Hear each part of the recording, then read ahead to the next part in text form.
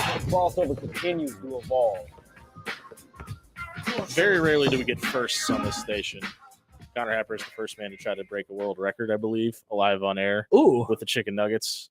I don't know. I'm not sure about the history of what's attempted to be broken here at 1620 The Zone as far as the world record is concerned. But it was a feeble attempt.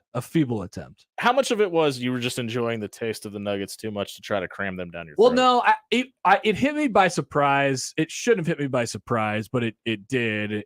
About 4 or 5 in, I was like, oh, this is not going as well as I thought. And basically what I realized afterwards and what I've told people is the key is that you have to be willing to die. You have to be willing to choke to death for this radio bit, for this world record attempt radio bit.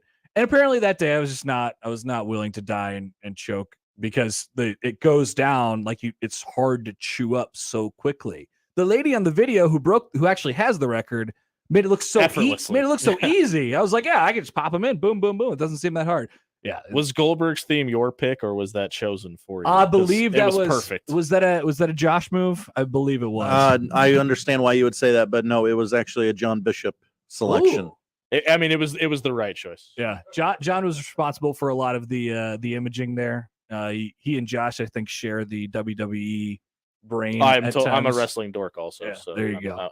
I obviously there's a reason I knew that whose song that was. Well, I guess Josh Peterson was over the moon about it too for some reason, but no, it was epic. It felt epic. I felt bad for disappointing everybody.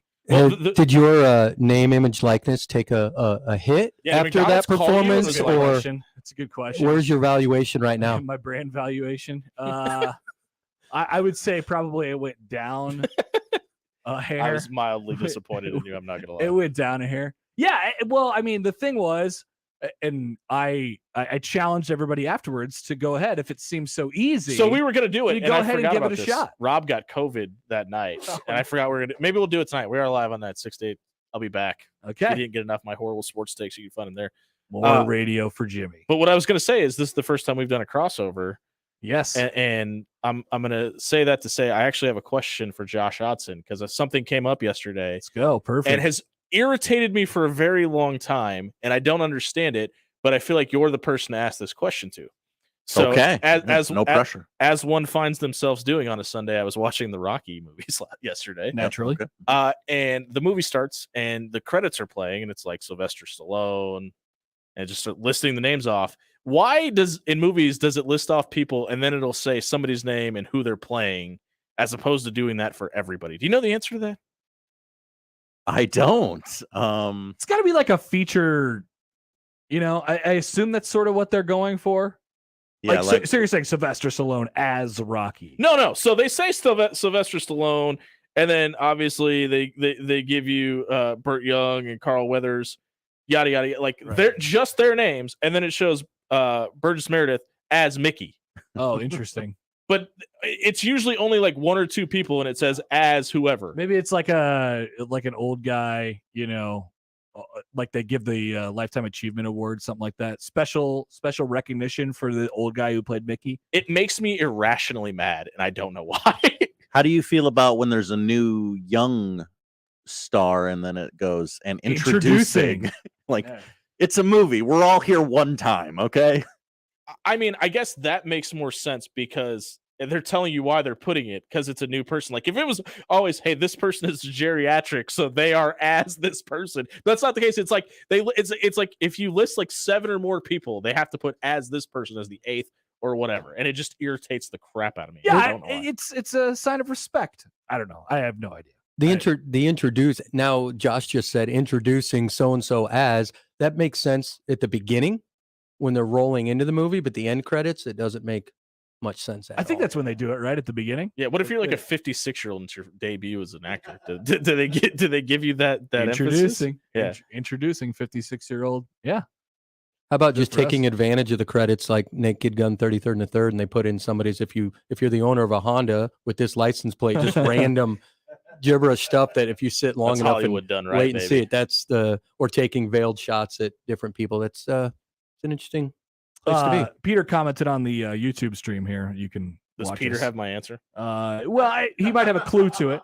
Burgess Meredith was an established actor at the time. So maybe just a little hat tip. Hey, So we have Burgess Meredith. So that's actually what I thought, and I bring this point up. I watched all 3 of the first 3 Rocky movies, and all 3 of them have his name as Mickey in it. So it's not even just the first one. Like, I could understand that. Okay, this is a new movie. People, you have to transport yourself back to 1970. Whatever. It happens today. I was just what were we just at? We were at Thor. So who did it Thor Love and happen Thunder with today? I can't even remember, but it was like, and no, it was it said and Natalie Portman as Jane Foster. Which listen. I think I guess Natalie Portman gets top billing now. Yeah, I don't understand. Like, I don't know. It's just I need an answer. And if Josh, maybe it was the Meredith Burgess for the fact when they got to Rocky 2, they got to do that because he was still living, and then they got to Rocky. Right? You just as long as he's By the way, he hasn't kicked the bucket yet. Yeah, and still part of the series. Somehow we still got 97 years old. We wouldn't have to do that with Natalie Portman, though. I don't think we're expecting her to pass anytime soon, but knock on wood. Do you have a favorite Rocky movie from the series? 4. Okay. 4. Really? Okay. Yeah. Well, I guess isn't that the commonly known as like the most ridiculous one? Oh, okay. I thought you were talking about good movies, and that's why I was like, what? Yeah. Wait. The Rocky movies are ridiculous, like purposefully. And Correct. 4 absolutely dives into that the most. A man dies in the ring. Well, Clubber Lang is the most over-the-top character, maybe in the history of movies. Clubber Lang is 3. And then I know. And that's what I'm saying. I'm telling you your answer is wrong, is what I'm getting to. Oh. So you're a Rocky 3 Hulk guy. Hogan's in it. Like, Thunder Lips is maybe the most over-top character. This maybe is a take that I have never heard before. Really? Okay. That Rocky 3... If he dies, he dies. I'm sorry. You said 4, so I had to say that. If that Rocky 3 is a better movie than Rocky 4, actually, my favorite movie of the entire Rocky series is Creed 1. I think it's the perfect movie. I stopped after 4. I haven't seen the rest of them yet. Yeah, I haven't seen 5 or the one where he fights at like 60 years old. That was just called. Wasn't that just called Rocky? Or no, it was called Balboa, right? Rocky Balboa. Yeah. Yeah. I'm good. I don't need to see that. Josh, you want to chime in on this Rocky 3 greater than Rocky 4 thing? I prefer Rocky 4, but yeah, they're Really? neck and neck for me. Neck and neck. How did you feel about Creed 2? It didn't have the juice of the first one. I kind of loved it. So Drago's son comes back and fights Adonis Creed. Nice. Yeah, I don't know. I think both of those movies are better than any of the Rocky movies. Actually, Creed 2 was too much like an old school Rocky movie. I can see that. Way too many montages. Jimmy, let's get to the heart of the matter. Step Up 1 or Step Up 2 for you? I'm ashamed to say I've actually seen the first one. Breaking 1, Breaking 2, Electric Boogaloo. I didn't know there was a Step Up 2. I think there's a Step Up 3. Oh my god. There's a Pitch Perfect 3. Hey, I definitely saw there's like Pitch Perfect 5 3. Pitch Perfects, aren't there? I'm gonna say it right now. Those movies are They're hilarious. Good. I think They great. are hilarious. Somebody criticized me the other day for seeing Bridesmaids. I was like, that was one of the funniest movies I've ever seen in my life. Now, now the there's Rocky 4 thing, I'm telling you, just watching those films, and I don't know how many years separated when Rocky 3 came out and Rocky 4 came out. It felt like decades in terms of the production value and what things look like. But come on, man, you get the Cold War, you got some of the best training montages, music that you could ever want. Yes. And I mean, and the fact of the matter The is, montages are the whole movie. and I know I'm not breaking news here, but the fact of the matter is that Rocky 4 was based on a true story, makes the movie. Now, if anyone believes that, I've got some property I'm willing to sell you. Little oceanfront down in Arizona, but it's just so good. So good. Yeah, I mean, he gets up at the end and starts cheering for the American. Like, that's real. That's the most 1980s movie thing ever, too, by the way. Back to the Rocky 3 didn't end a war. That's right, Josh. Thank you. Rocky 4 did. Hey. So Step Up 2, the streets. Is Channing Tatum in it? It doesn't. It doesn't appear as if he is. That's a good. That's a good one. Should he that's be, a good by the one. way. Tyler, have you actually seen this movie? Yes. There's like the last 25 minutes of it when they're in the streets. No wonder your wife loves you so much. Rain pouring down. Channing Tatum has a cameo. A brief appearance. Is he like Vin Diesel in Tokyo Drift, where he just shows up at the end? Yeah, I've never seen that. I mean, come on. Hot take. It might be the best Fast and the Furious movie. See, I'm not a Fast and the Furious guy. Neither should anybody be at this point. They're jumping out of helicopters off tanks. How many have there been? good. Like 14? 9. 9. Yeah. Stopping nukes with your bare hand. Fast 10 comes out this year. That's Super excited awesome. not to watch that either. Yeah, I never saw Step Up 2 The Streets. So what's Have you seen the first one? No. Okay. Step Up 3? Horrible tagline Step Up is 3. No, that's it. Doesn't exist. Oh no, Step Up 3D. No, there are 5 Step Up movies. Yeah, you nailed it. Are you, when are you doing the Step Up 5 in producer Josh's movie club? Well, Yeah, Connor and I would be watching it together for the first time. We have some work to do before that. What do you? Josh. I haven't watched Predator. Question for 2 both months. of you guys. Mhm. What's the worst movie you've ever seen? Man. Caddyshack 2. Ooh, That's top. That's right up there. Trouble with the Curve. I don't think I know what that is. Justin Timberlake is like a baseball scout, and Clint Eastwood's old, and Amy Adams. I'm is already there. out. I'm already out. Yeah, it's horrible. I walked out of the movie theater. I always tell that story. It probably is the worst movie I've ever seen, but I only saw about 20 minutes of it. For me, it's the first Twilight movie. Hmm. And Oh yeah, those are really bad. And that wasn't the problem for me. I had no idea what it was, and I also didn't know my cousin was trying to set me up with her friend at the time, and she's like, "You should totally come to the movies with us." And it was like her and her now husband.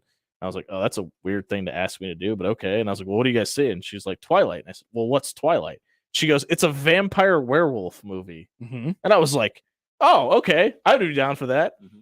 We got like You thought it was gonna be like a brutal. I thought it was a vampire werewolf movie. Okay, yeah. We got like 15. No, it's a love movie. We get like 15 minutes. Featuring vampires and werewolves. We get like 15 minutes into it, and me and her husband now both lean back in our seats and look at each other like, "What are we doing here?" I think It's emotional. I got set up for letdown. I think that's why I hated that movie so much. I mean, So did your blind date. Anyway, Oh, easy there, buddy. Yeah. Any more questions? I mean, keep on with the interrogations if you'd like. Yeah. I don't know. know. Is that what this has been? No, I mean, she got like movie trivia. Yeah. Night. I have seen Twilight. How many of them have you seen? Unclear. They're all the same. Like, movie. yeah, that's pretty much my answer. Yeah, they all seem pretty close to being the same. I think just the first one though. How many of them there are? I have no idea. I know there's like 4, 6 books, 5? right? I don't know. There's 4, I think. How about that though? Favorite or best movie from a book? Man. Probably Star Wars. The Godfather. That's what I was gonna say. Either that or Jurassic World. I've read all the Jurassic Park books. Connor's never seen Jurassic Park. Connor doesn't read books. I don't read books. I watch movies. What do? I don't know. Moneyball. Moneyball is off a book, but it's also off of reality. Yeah. So IRL. there's that too. My favorite question I've ever been asked was at a baseball game, at a live baseball game at Kauffman Stadium by a 9-year-old. Is this live? Which I responded. What do you think? It was Fortnite? No, I said we're on a tape delay. I couldn't even. I didn't know how to properly answer that question. Is this live? Yeah. Did he mean like was it on TV? Like what was Nope. She was asking if it was happening in real time in front of us. Was he on from Westworld? From left field Have you ever of the stadium at have you ever questioned the nature of your own reality? I was like, start looking around for cameras. I'm like, I don't know. Should I know something here? I'm like, am I the last person to find out? Is this the Truman Show? Yeah, that's an insane question. I didn't know how to. The tape delay thing was just my natural go-to response. I didn't know how to deal with it. Yeah, not sure what my answer would be to that. Yes, I believe it is. I believe it is. Were you surprised by Frost already coming out and announcing Casey Thompson as the starter? Well, I mean, he didn't really announce it. He just said it's his job to lose, right? That was the quote. I mean, if let's be honest, if Frost is going to announce something, that's how he does it anyway, though. Yeah. So at this point, I don't think there will be an announcement. I just think you'll probably see Casey Thompson start the first game at quarterback, and I'm not surprised by that really much at all. No, I think it's the right thing to do at this point in camp. I think what they have to do at this point is sort of find a way to get all those pieces together. And that's the challenge of the next couple weeks before they start. 19 days. Over under 3 pass attempts for Richard Torres this season. Under. I don't know. They seem pretty enamored with how far he can throw a football. Yeah. They get up pretty big in Ireland. They might be like, run Richie out there. Let's see if he can chuck an 80. Yeah. Trey, go run really fast. See if you can get under it. The problem is I think they got a lot of those guys who they want to take a look at. Right. I'm a big Heinrich Harburg guy. Yeah, I was higher than him on most coming out of high school as an actual quarterback. I know people thought right away, it's like, he's an athlete. Maybe he could. No, I like him. I like his arm strength. I think they want to take a look at him. He's way far down the road still. If he could stay healthy this year, that's a big deal too. For sure. I'd be surprised if we saw Torres at all. But they do like him. So that's a good start. I mean, if I just don't know if North Dakota's as bad as people think they might be. But you think you're not gonna end up playing 4 like there's 3 other quarterbacks you want to see before that, right? Casey, Chuba, and Logan Smothers. Yeah. But I mean, if it's one of those things, is let's see what we got in this young kid in live action. Sure, he's got 4 games available. He does, and if it's the beauty of it, if the first 3 games go the way, knock on wood, most people are hoping around here, might not be out of the realm of possibilities. No, I don't. I mean, it's not that crazy. I just think there's. Yeah, let's hope we're seeing him for the right reasons too. Not we're 6 You don't want to have 6 deep against Oklahoma. You don't want to have 4 quarterbacks get injured or 5 quarterbacks get injured. So we have to see Richard Torres. Yeah, not quite ready for that yet. What do you got up on the show today? We have Sautter will join as he usually does on Monday. Steve Merrick will join the show today from Rivals Nebraska after practice. There'll be practice. I did some light spreadsheeting last night. Very on brand. So we'll have that and various things from over the weekend, of course. Shenanigans. Awesome. As always. Top 5. Wait, do you guys announce the top 5 beforehand? Josh is going to do his 5 of the weekend. Oh, that's right. It's Monday. Duh. Winners of the weekend. Yeah.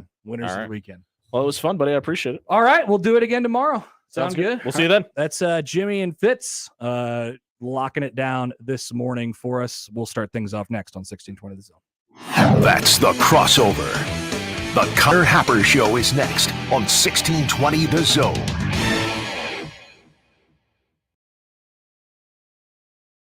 Previously on Unsportsmanlike Conduct. This is not just some Omaha media or 1620 The Zone or Tom Chattel. It's not a manufactured observation. It's not a locally centric thing. Right. There were other people in the room who saw the same things we observed. And the part that caught my attention was disgruntled. Basically describing Scott Frost as a disgruntled employee. Unsportsmanlike Conduct with John Bishop and Josh Peterson. Weekdays 2 to 6 on 1620 The Zone. Your Omaha area forecast from the Godfather's Pizza Weather Center and KETV Newswatch 7 on 1620 The Zone. Cooler and much more pleasant Monday. Expect clouds early, giving way to more sunshine in the afternoon. Just a light north breeze, 5 to 15 miles per hour with highs in the low 80s. I'm meteorologist Sean Everson from KETV Newswatch 7. Make the right call, fans. The Rooferees at John Higgins Weather Guard. Rooferees. Before you know it, Husker football season is going to be here, and you want to be in Memorial Stadium or following the Big Red on the road. And while you look for tickets, look no further than ticketsforless.com. Formerly Ticket Express, they are your home for the best selection of Husker tickets inside of Memorial Stadium. And the best part, you'll never pay those outrageous fees like you do at other sites. Just compare. And you want to follow the Big Red on the road? Tickets for Less has you covered there, too. Find the best seats at the best prices to all your favorite Nebraska events, all in one convenient location. Ticketsforless.com. That's ticketsforless.com. Get in the stadium. Email Sharp Betting on the Equitable Bank inbox with whatever is on your mind. The Zone inbox is brought to you by Equitable Bank. We take banking personally. You can get me at Gary at 1620thezone.com. We want to hear from you on the Equitable Bank Zone inbox.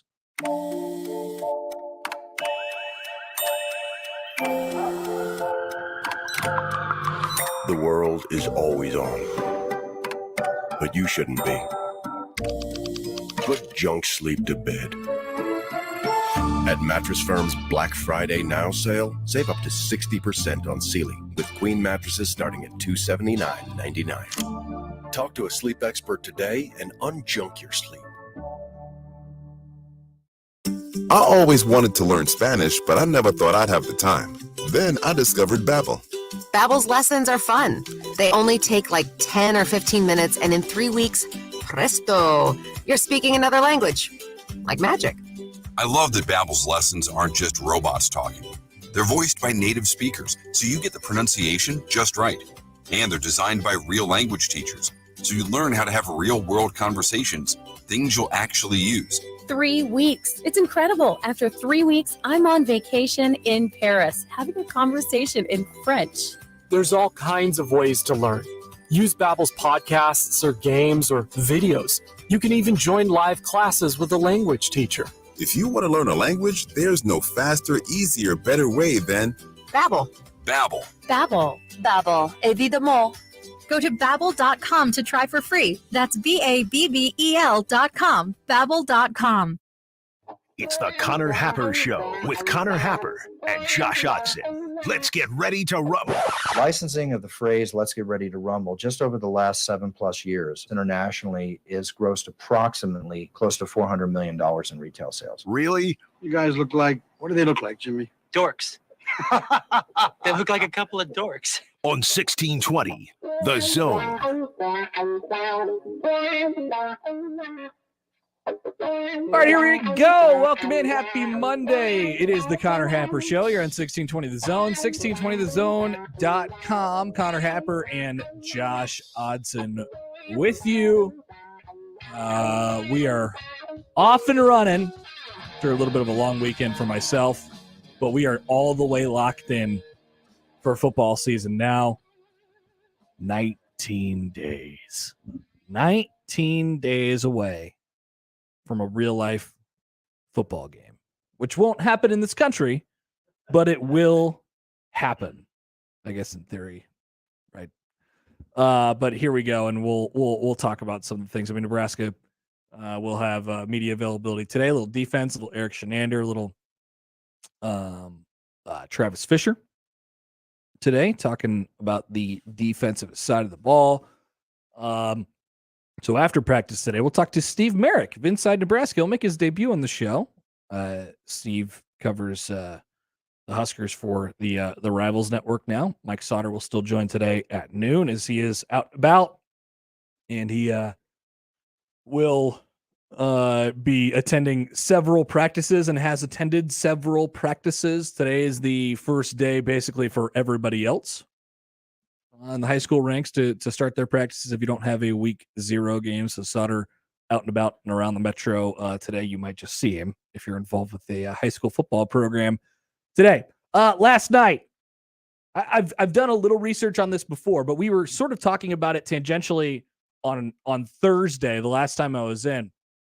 Nebraska's record against as the spread underdog. So Nebraska's outright record in those games. I'll repeat it again. So in the last 4 years, this is since 2018. I did all this research since the beginning of 2018, the Scott Frost era. Nebraska is 2-18 outright as the underdog. Now, you're the underdog. You're supposed to lose. But you're not supposed to lose all of them, especially when Nebraska plays a lot of their games in the range of, a touchdown or less as far as the spread is concerned before the game. Nebraska is 2-18 outright as the underdog over the last 4 years. It's not a good record. And then we got a question, I think it was from Jamie, who asked, okay, well, that doesn't seem very good, but what's a normal record? What are we looking at here? So what I did, and I think we're going to get some help from the Stu Manji Sports Bureau here today. But I did look around at some of Nebraska's Big Ten West frenemies. Iowa, Wisconsin, Minnesota. I even pulled Illinois, too. Iowa, Wisconsin, Minnesota have obviously been, more consistent programs over the last couple of years. But even Illinois over the last 4 years, and we'll dive all the way into this in just a little bit here. Illinois over the last 4 years has nearly the identical record as Nebraska does, the same record. They are 15-28. Nebraska is 15-29 over the last 4 years. Spoiler, Illinois has done better as an underdog, quite a bit better as an underdog over the last few years. So we'll dive into that here in a little bit. Love getting in between the sheets, as we call it, spreadsheets. Chuckle from Josh. That's all we get. It needs I'm picturing like a sultry music bed intro and our big voice guy going, Connor gets in the sheets. There's an on idea. 1620 the zone. There's an idea. It happens every once in a while. You never know when I'm going to pop up with a spreadsheet idea.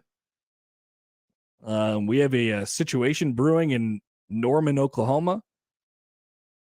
I'm going to talk about a mindset piece of Nebraska's camp this year, and a whole bunch of other things today. We're 19 days out from Nebraska football taking on Northwestern. There was a story earlier today that I saw about there was sort of just attaching some numbers to Notre Dame's independence. People have been sort of wondering about this. What actually needs to happen in order for Notre Dame to stay independent or not stay independent, and finally sort of knock on the Big Ten's door and say, hey, actually, we would like to join. We have a little bit on that on the show as well. Want to hear from you guys as always. 402-951-1620. This number you can call into the show. You can watch 1620thezone.com so you can comment. YouTube, Twitch, wherever you'd like on that one. Email Connor at 1620thezone.com, the Equitable Bank inbox, and tweet at Happer Show at Connor Happer on the J-Tech Construction Zone Twitter feed. We are off and running on a Monday, and we will start things off. Why don't we just dive right into the sheets right away? Because I have some interesting, like I said, it set the tone there, started some interesting things as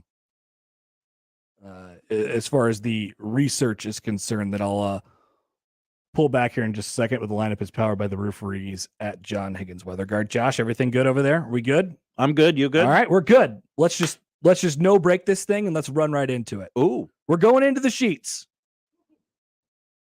That's right. We're going into the sheets right now. So, there should be some. Connor gets in the sheets. Okay. Yeah. On 1620. Yeah. The zone. Yeah. Producing it on the fly. Okay. So, the basis of the point here. Nebraska, 2-18 as an underdog outright. So, it is if this is win, loss, not against the spread, just win. Do you win or do you lose the game as an underdog or as a favorite? We have both of these. Let's give you Nebraska's first.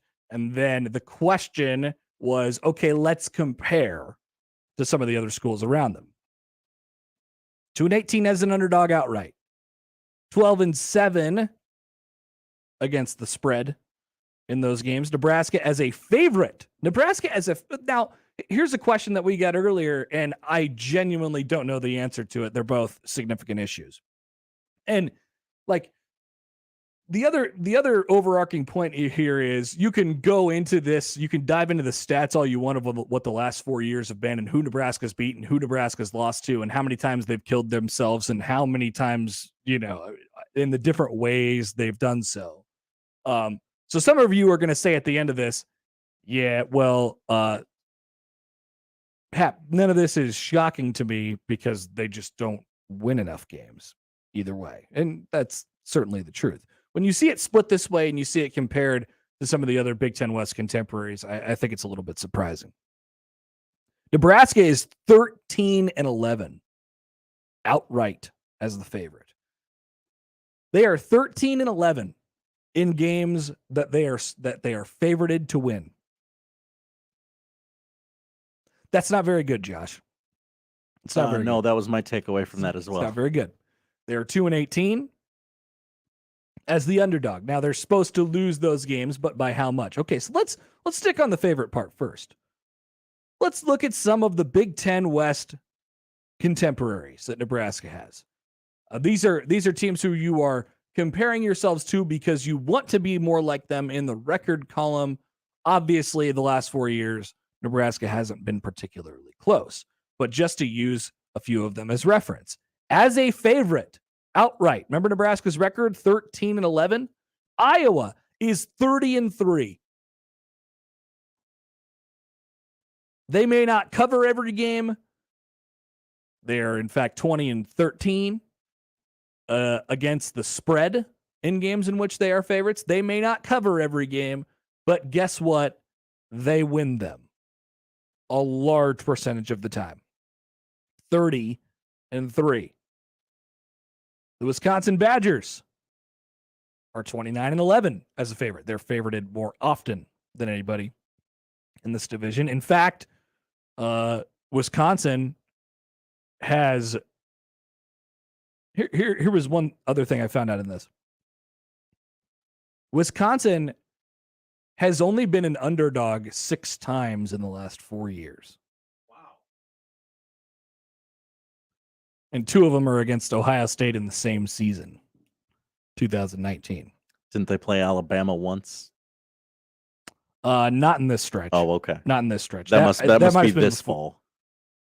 That must have been before. I think it was before. Oh, wow. Time is a flat circle.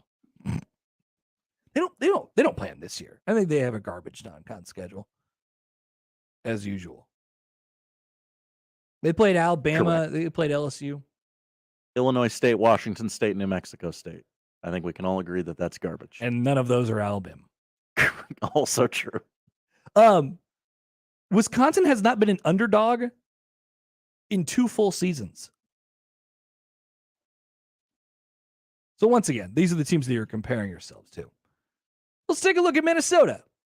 You might think this is a little bit more comparative. Seems like a similar sort of matchup. Minnesota not quite as consistent as Nebraska, Minnesota not quite as consistent as Wisconsin and Iowa within this division. Minnesota as an underdog. Remember Nebraska's record, 2-18. They've been the underdog 20 times during that stretch. Well, Minnesota has been the underdog 24 times. You know how many wins they have as an underdog? 13. They have the same amount of wins as an underdog as that Nebraska has as a favorite in the last 4 years. Now, as our good friend from the Stumanji Sportsbook points out, not Stumanji Sportsbook, I don't think he's taking bets. Stumanji Sports Bureau. Minnesota is the weirdest team in the country as far as this is concerned. They have more outright wins as an underdog than anybody in the entire country over that time. 13, which is, like I said, insane. And they generally take care of business as a favorite as well. Not a great team against the spread, but once again, they get the job done. They are 16-5 as a favorite during that time. So then I was like, you know what? And I didn't get through the whole Big Ten West. I wanted to start there. I didn't get through the entire Big Ten West, but I wanted to pull a team that had a similar record. So I just figured, what's a team that would have a similar outright record to Nebraska over the last couple of years? I didn't realize how close it would be, but like I said, Illinois is 15-28 since the start of 2018. Nebraska's 15-29. So how did they turn out? Illinois is 8-24 outright as underdogs in that time. They have 8 wins outright as an underdog. 4 times more than Nebraska does. The point being there, as I said this on Twitter last night, even the not so consistent programs can jump up and win games they're not supposed to sometimes. It can happen. And even the not so consistent programs can win games that they're supposed to sometimes. It's just so odd. I mean, Nebraska, and I feel like we ultimately run back to the thing that everybody already knows about Nebraska. You just can't predict them. You don't know which team's going to show up. I should say this. You haven't known which team's going to show up. I don't, like, I want to be really careful about that too. We'll talk about this a little bit later. I want to be careful about how much, I suppose, or how definitively we're projecting the last 4 years on this team. But for the last 4 years, we haven't been able to trust them. And that is both in games that they are supposed to win and in games that they are supposed to lose. So they haven't been able to consistently enough beat the teams that they're supposed to beat. And then I would actually say, despite their outright record as an underdog, games they're supposed to lose, they have generally played better in those games. They cover, let's see, their cover rate in those games, they're 12-7.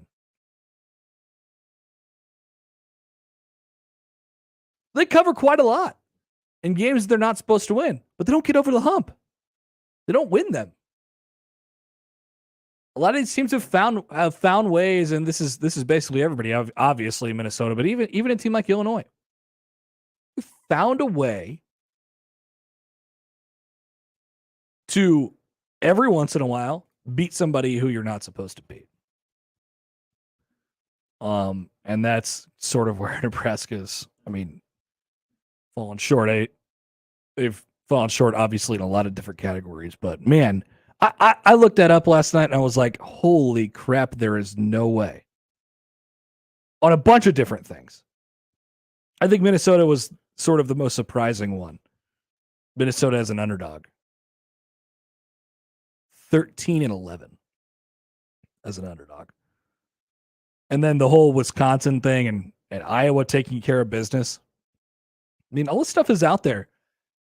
And every single stat that I sort of plugged into the sheet last night was, man, I just can't believe how inconsistent Nebraska is compared to everybody else.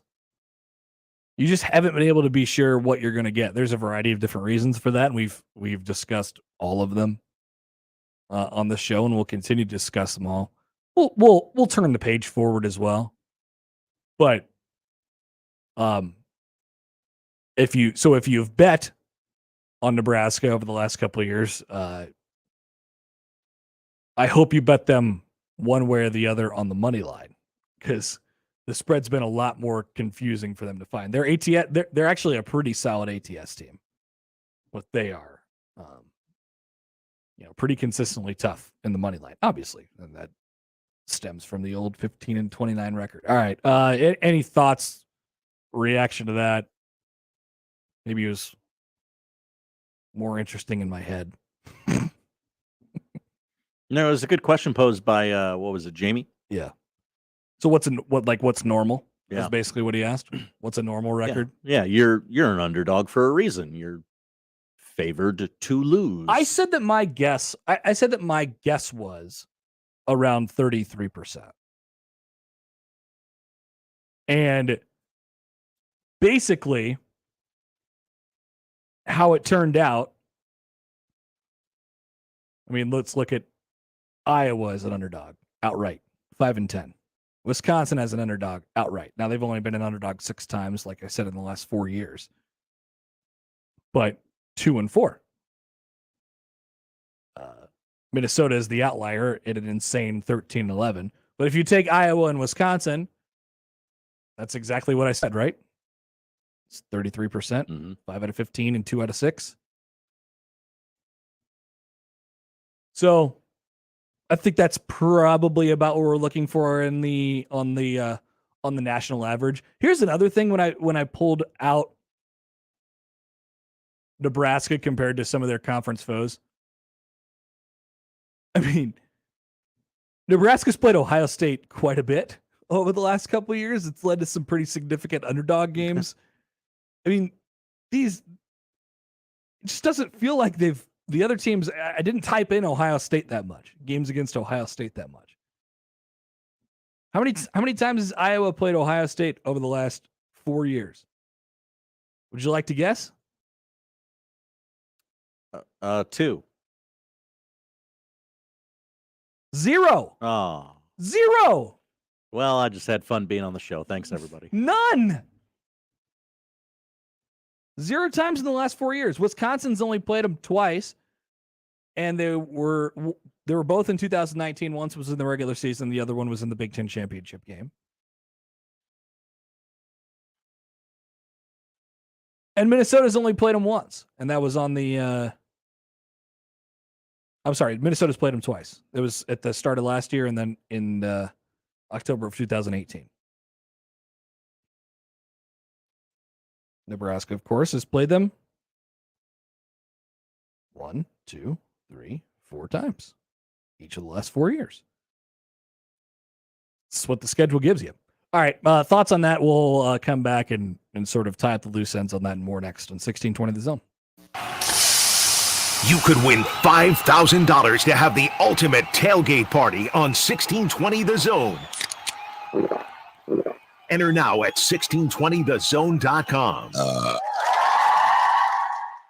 Brent Rasmussen of Mortgage Specialists. With interest rates creeping up, the real estate market has very much slowed down, except for the people that were still planning on upgrading homes because of life changes. But one thing we want to share with people is that even though they buy a house now at a higher rate, we anticipate next year rates to be dropping. So the biggest point is, hey, let's buy your house now. But if you're going to be wanting to upgrade in the next 2 or 3 years, at least you have your house and can refinance down the road. A lot of people think waiting it out is going to help, but values continue to keep rising. So really that waiting doesn't do a whole heck of a lot. Plus, if rates come back down again, the market will get busier just like we saw. And you're competing against many different people, meaning multiple offers on a house. And so you might not get that home in the more crazy market. The market is getting back to be a little bit more normal, which is a good thing for all buyers and sellers. Click mtg-specialists.com. NMLS number 5918, Equal Housing Lender. Many people go back to the dealership out of habit or because they think the dealer is the only one who knows how to fix their car. At Omaha Car Care, we offer a better option. We have ASE certified technicians, the technology to service any vehicle, and free loaner cars. The dealer will sell you a package of services. We'll provide the service you want for your car as your trusted partner. I'm Rick Betker, owner of Omaha Car Care, and we'll be along for the ride. When you need a new roof, especially if you have storm damage, the last thing you want to hear from a roofing company is that it's going to be weeks or even months before they can get to it because of supply issues. This is Garen Armstrong with Shamrock Roofing and Construction. Supply issues are no issue at Shamrock. As one of the largest roofing companies in America, we stocked up early and we stocked up big. That means our warehouse has everything we need to do your job now. And because we stocked up before the supply crunch, we paid a lot less than anyone looking for roofing supplies now and can share those savings with you. No one in Omaha can install a better roof at a better price with a better warranty than Shamrock Roofing and Construction. Let our local family serve your family. Shamrock Roofing and Construction, 402-281-1780. That's 402-281-1780. Or online at shamrockroofer.com. Experience, service, trust. Hallmarks of why McCarthy's 1 Hour Heating and Air has been Omaha's choice for AC and heating repair, installation, and replacement for over 50 years. McCarthy's drug tests and certifies all their technicians. They have over 100 combined years in the service department, and the job will always be done right the first time. Join McCarthy's Comfort Club, and your AC and furnace will always be at tip-top shape with their twice-yearly inspection and maintenance. For AC and heating service and installation, McCarthy's1hour.com. Always on time or you don't pay a dime. McCarthy's Heating and Air Conditioning. Since this is a radio commercial, you can't see the people standing behind me. They're the Langfeld family. Everybody wave. Oh, sorry, you can't see them because radio. Anyway, the Langfelds are the family behind Langfeld Overhead Door, where they proudly install Midland garage doors to fit any space and style. And they don't take a backseat to anyone when it comes to their service. Because if something goes wrong, it's their name on the line. So they're going to make sure it goes right every single time. Langfeld Overhead Door, 402-234-2700.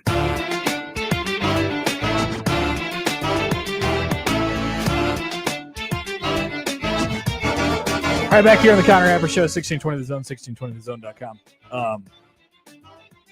How much ESPN the 8 the Ocho have we watched this weekend? Any? Just one clip, no spoilers, but we're going to talk about it later. Oh, we're going to talk about it right now. Okay. Are you talking about the World Excel Spreadsheet Championship?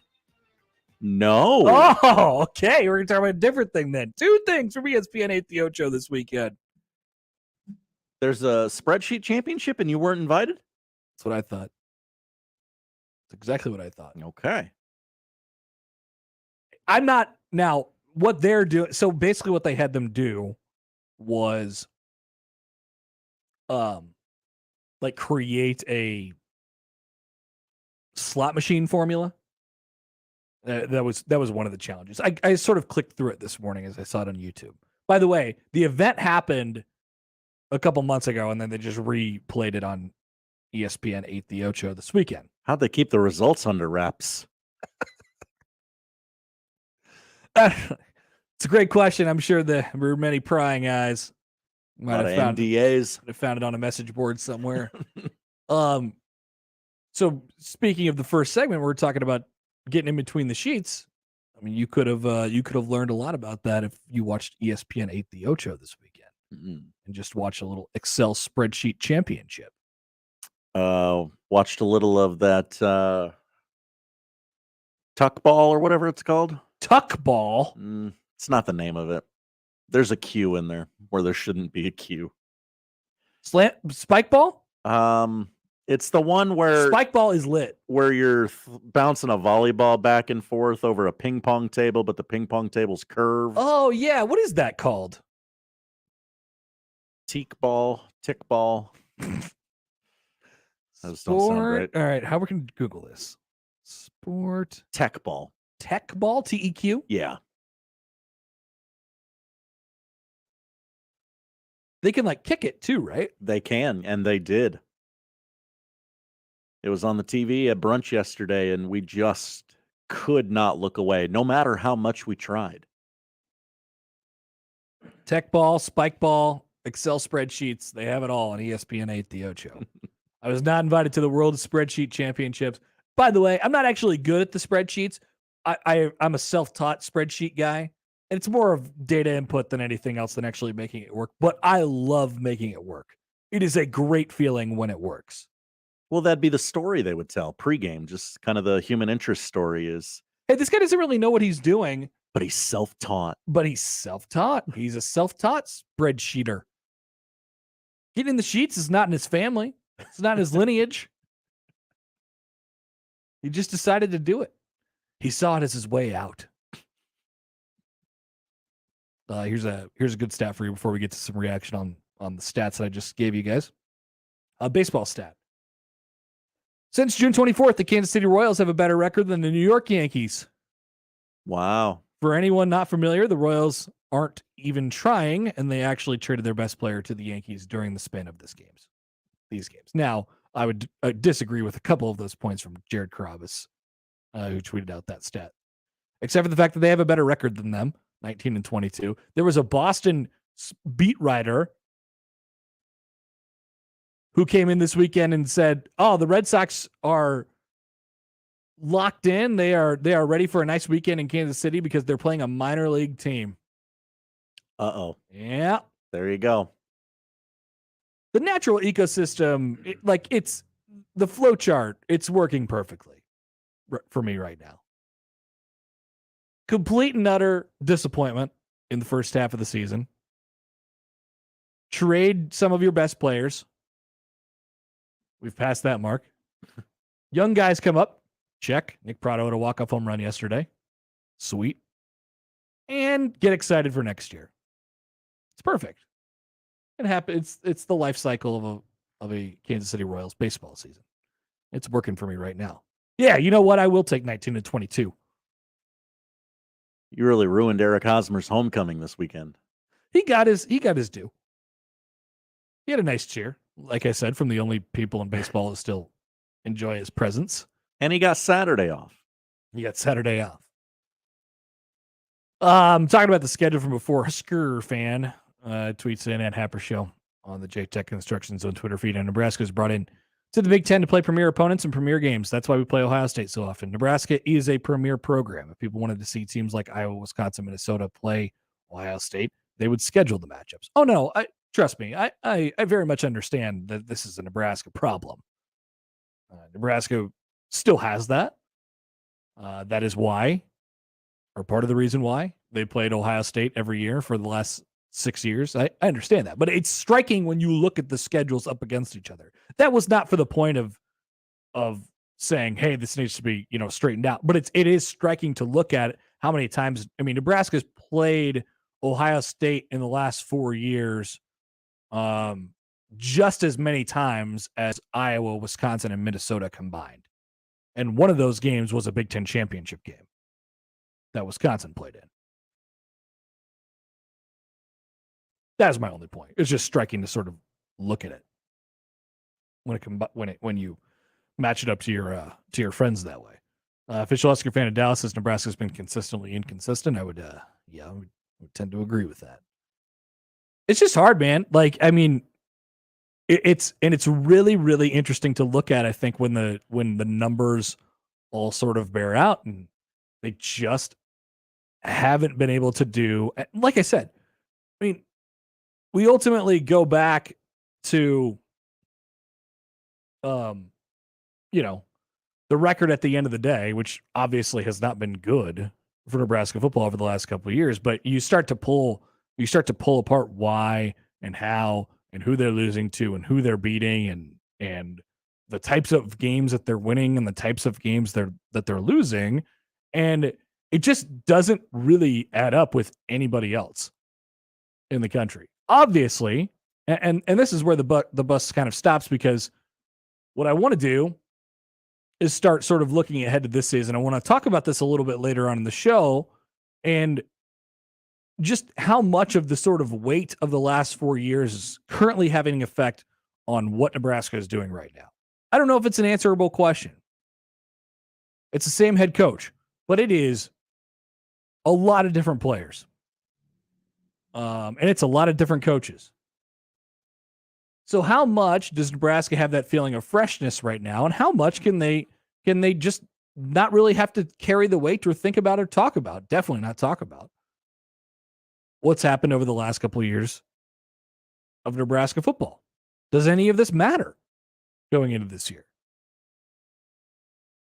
Statistical trends are statistical trends, but there's been a lot of things over the last 4 years that just haven't changed about Nebraska football. A lot changed this offseason. So that's sort of the next piggyback off of this. How much of this is applicable to what they're going to be doing this year? And I guess we'll sort of find out. I will actually post the spreadsheet here in just a little bit, so if you want to take a look. I know it's sort of listened to from a number of perspectives, so I'll put it out there and you could dive. There's 4 pages on it. I think I'm going to keep editing it. I'll do it for the rest of the Big Ten West. Might end up doing it for the rest of the Big Ten. This is my official spreadsheet research project of the next couple weeks. All right, we'll come back 11 o'clock hour. We will be joined by Sautter at noon and Steve Merrick in the 1 o'clock hour. Nebraska football going to have some media availability here shortly. We'll dive off of that as well. And if you haven't seen it yet, so we'll come back with this next. If you haven't seen it yet, an intro in baseball that is making the rounds. I have a question based off of it. I think we need to hear it as well. It is almost a WWE kind of style closer entrance, which we haven't had much of over the last couple of years. I feel like those have sort of gone away. So we'll have that and more next on 1620 The Zone. The Connor Happer Show. Who's pitching tonight? You Darvish, having a great year. The Connor Happer Show. I know about that guy. On 1620 The Zone. What a mess. Live from the Host Coffee Studio. This is 1620 The Zone. There are actually 2 kinds of cigars. The first is the one you smoke with beloved family and friends. The second, the one you enjoy with friends you've just met. And you'll find both at Hearth Cigars and Pipes Lounge. At Hearth Cigars and Pipes Lounge, there's a well-stocked humidor with some of the best bands from around the world, and a bar with your favorite cocktails and other drinkables. So what do you say? Which cigar will you be enjoying tonight? Hearth Cigars and Pipes Lounge, just off I-680 and 48th Street next to Cubby's. The Ford truck lineup is purpose-built from the ground up, designed to be tough and productive. Crafted with high-strength, military-grade aluminum alloy body and torture-tested high-strength steel frame with new tech to help you work smart and hard. The F-150, Ranger, and Maverick are built tough and ready to tackle whatever lies ahead. Hit the road in confidence and learn more about Ford trucks in-store or online anytime at WoodhouseFord.com, your trusted truck dealer since 1975. Woodhouse Ford. Hey friends, Kent Pavelka here, back with John Higgins and the Rooferees at the Weather Guard Showroom. the difference between your company and the ones that haven't been around very long, and what's the real value there? We started the business in 85. That has to be worth something that you've been in the community for this long. If people are just out there to shop the price and not the service and the quality of what we do and the integrity of who we are, those people may not be for us. And that's okay. The Rooferees at John Higgins Weather Guard. It's not easy being the one everyone counts on to keep the facility running, no matter the weather or supply chain hiccup.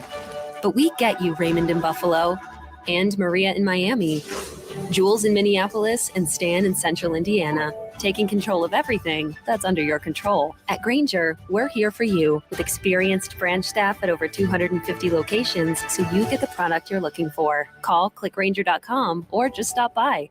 Grainger, for the ones who get it done.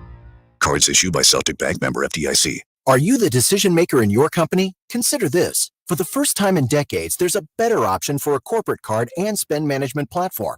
Meet Ramp, the only corporate card and spend management system designed to help you spend less money so you can make more. Most corporate credit cards offer points as incentives, but those points amount to less than their worth in real cash value. Ramp's credit cards offer you cash back, real money in your pocket. Plus, you control who spends what with each vendor. And Ramp's software collects and verifies receipts automatically, which means you'll stop wasteful spending and close your books in hours instead of days. Businesses that use Ramp add up to 3.3% to their bottom line the first year. If you're a decision maker, adding Ramp could be one of the best decisions you've ever made. And now get $250 when you join Ramp for free. Just go to ramp.com/sports. Ramp.com/sports. ramp.com/sports. Shop Woodhouse Place Hyundai and Nissan, 144th and Giles. KOZN, Bellevue, Omaha, Council Bluffs. Let's get back to the Connor Happer Show on 1620 The Zone.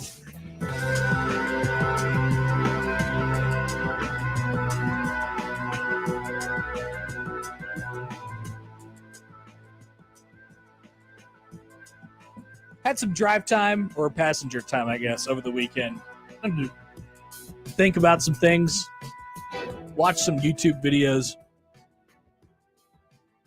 So one of my favorite things, and maybe I've said this here before, maybe not, but I've been a large proponent of this for a long time. One of my favorite rabbit holes to go down on YouTube is videos of all of the soccer fans singing a song in a stadium. I love when people sing songs in stadiums. It happens variously around the country, in a couple different places in the Big Ten too. There's always something unique and cool, and none of it feels really forced.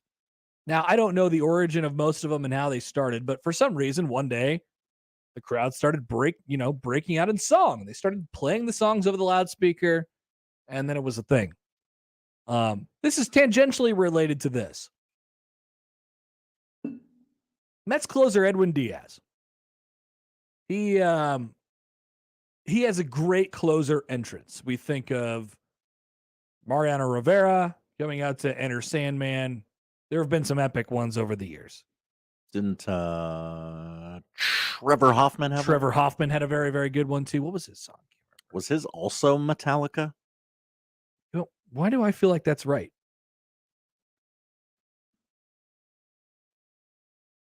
Hell's Bells. Hell's Bells, okay. He went with AC/DC. Same idea. Mets closer Edwin Diaz went a little bit more modern. And we've seen every time the video happens, it sort of goes viral. I feel like this is really going around more and more today. The Mets are hot. Josh doesn't like it. They got, what was it? 4 out of 5 this weekend? Yeah, it was, Connor. Okay. All right. Stay away from that. 4 out of 5. What's the NL Central deficit now? NL Central is 2. Cardinals are up 2 games. Oh, I'm sorry. NL East. 6.5. 6.5. Plenty to play. Plenty to play. It's fine. Braves were 500 at this time last year. Okay. They're sitting pretty. All right. Here is Mets closer Edwin Diaz's walk-up. And it is accompanied by the camera chasing him in from the bullpen as well. But it's pretty epic. Here it is.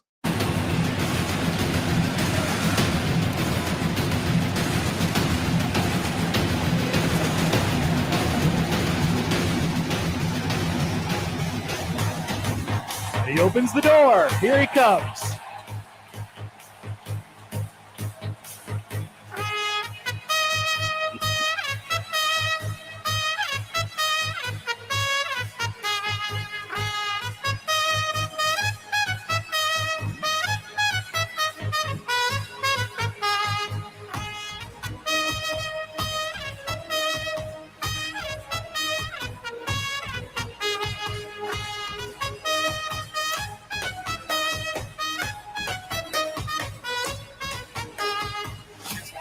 Okay.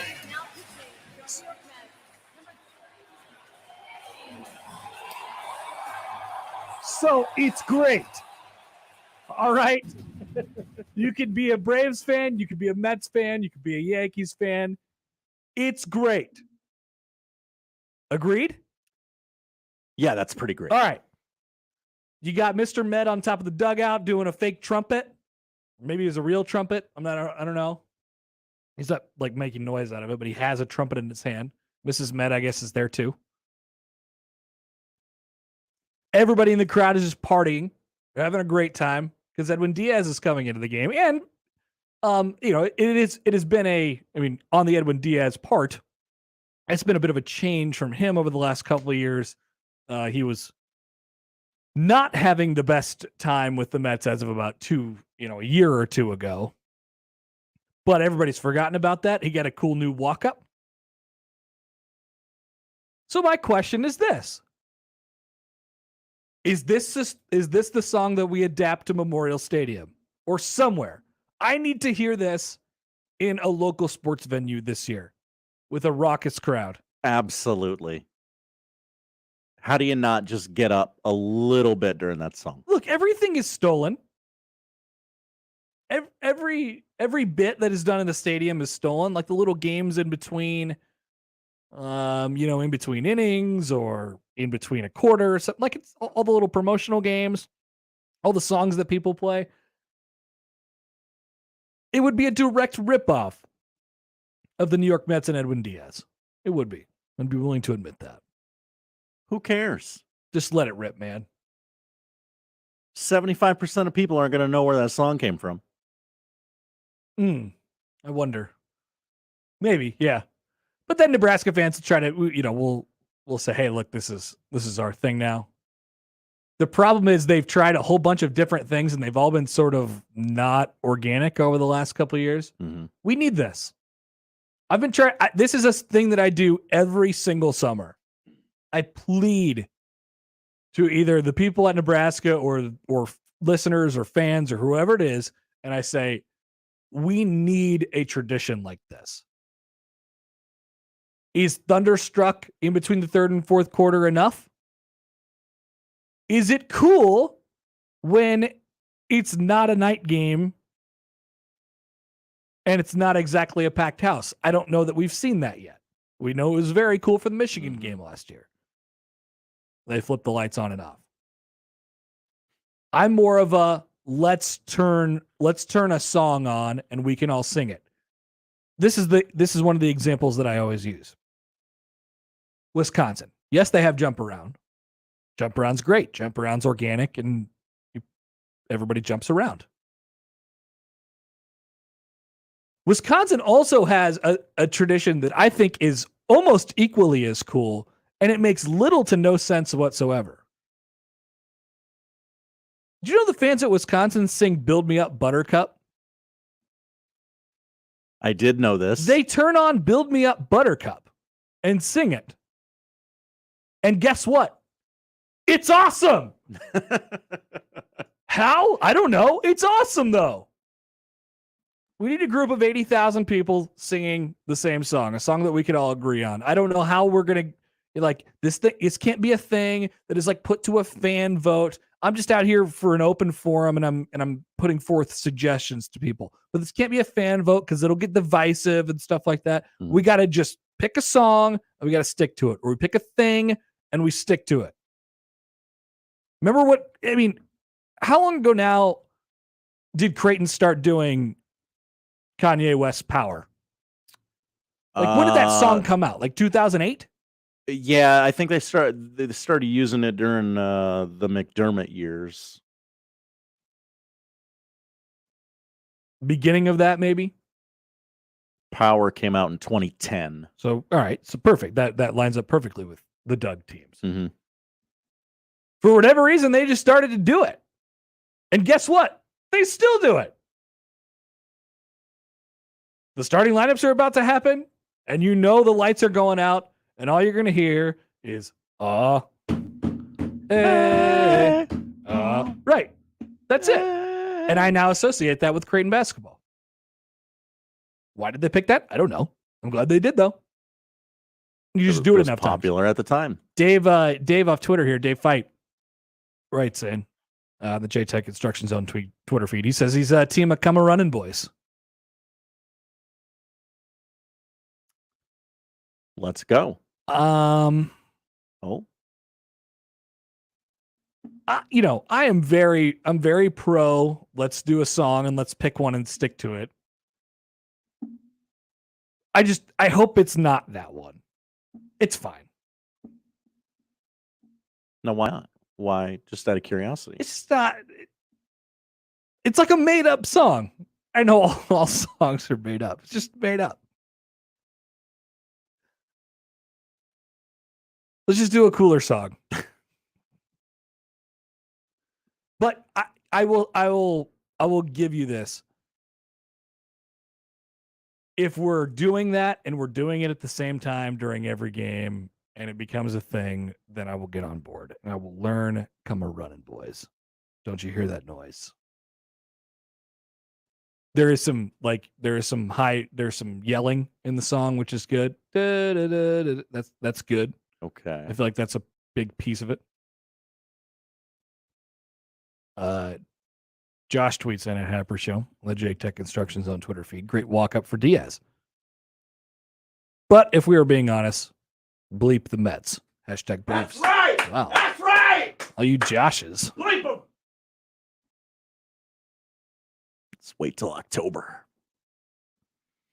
You win one World Series and all of a sudden it's just like, yeah, I expect this and this, and they're had me a taste, Connor. Yeah.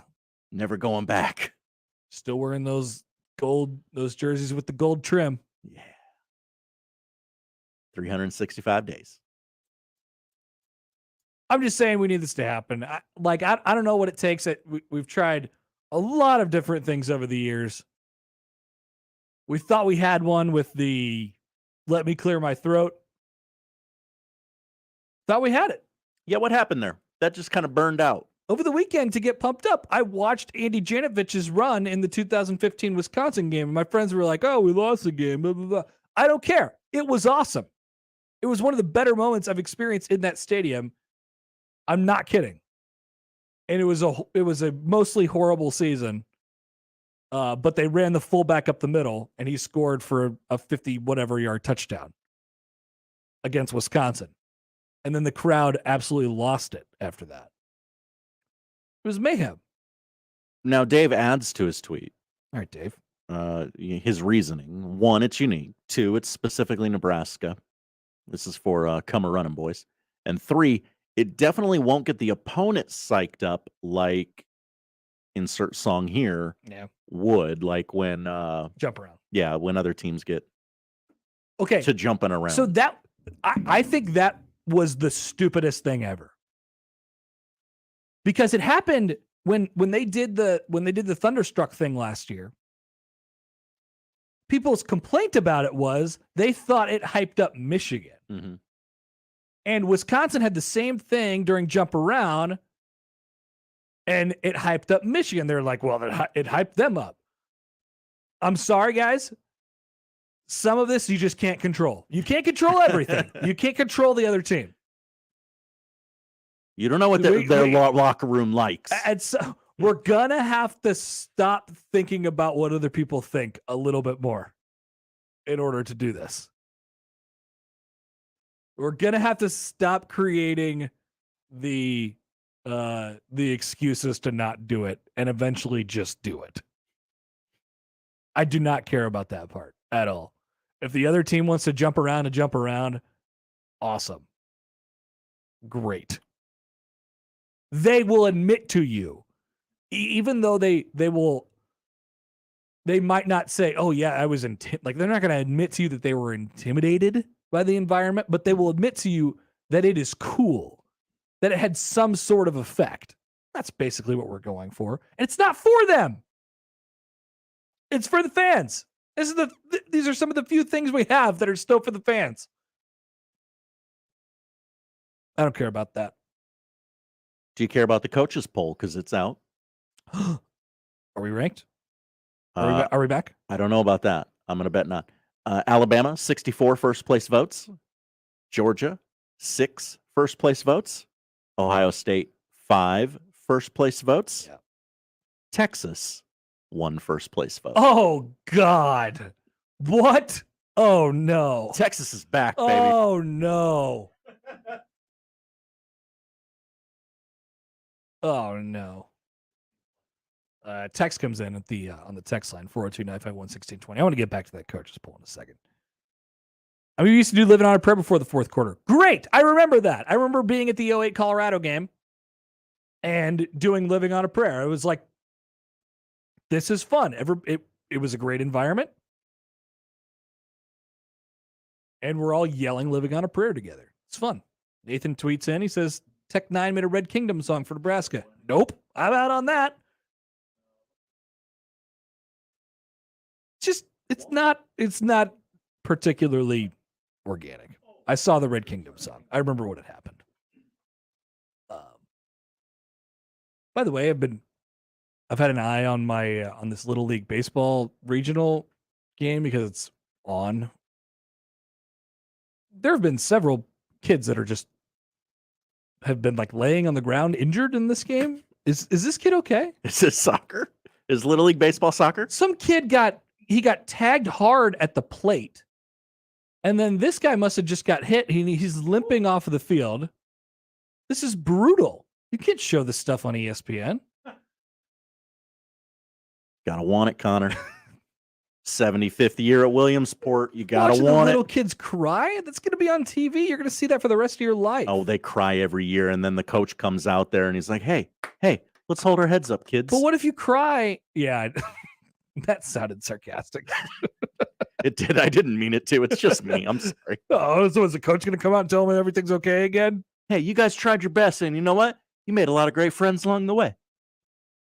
You'll never forget this experience for the rest of your life. Yeah, you'll never forget it because the clip of you is crying is going to be sent to you all throughout your high school and college careers. Because you can't walk straight forever. Poor Richard Lead, 4'10", 83 pounds, age 12. All right, let's take the phone call. We got Russ on the line. Hey, Russ, how we doing? Russ! Hello? Hey, Russ, what's up? Well, I'm listening to your show, and Thank you. usually do on my way to work right now. I'm just kind of wondering, our thing is Go Big Red, right? Yep. So why don't they flash Go Big Red up on the stadium screen to get everybody chanting in unison when we need, kind of like the Husker Power thing, when we need to get things going? Because it seems like everybody takes their turn around the stadium trying to get the chant going. That's true. And everybody's missing. Somebody's on Go, somebody's on Big, somebody's on Red. Yeah, okay. All right, Russ. I could follow along with that. That does happen occasionally. You hear one little pocket of the stadium saying Go Big Red, and then it'll pop up in another pocket of the stadium. So you're saying the chant is basically led by the stadium? Goes against my organic rule. It is unique, though. But it is unique. Jamie tweets in, what the hell's wrong with Josh? Don't be a jerk for little kids coach, Josh. It's just the way it sounded. I'm sorry. It's not how I meant it. It's really not. I know no one's going to believe that, but Came in a little hot. So I is this Little apologize. League World Series week? This isn't even the Little League World Series. They're televised the regionals now? Yeah, these are regionals. It has moved from ESPN Plus to ESPN this week. I may have been premature on calling it football season. It feels like we're not there yet. No. If we're watching that on TV and the other channel is ESPN 8, the Ocho. Yeah, ESPN's the Ocho. Full preseason doesn't start until Thursday. I don't know. I was driving in today. I was like, you know what? The weather was kind of nice. Yeah, it's only going to be like 82 today or something like that. Beautiful. Yeah. There was actual rain last night. Mm-hmm. And I was like, you know what? It's time. I think we're thinking about football today. I guess it was premature. Well, we did get a coaches poll, and Texas got a number 1 vote. I don't want to glance over that too much. That Texas is back?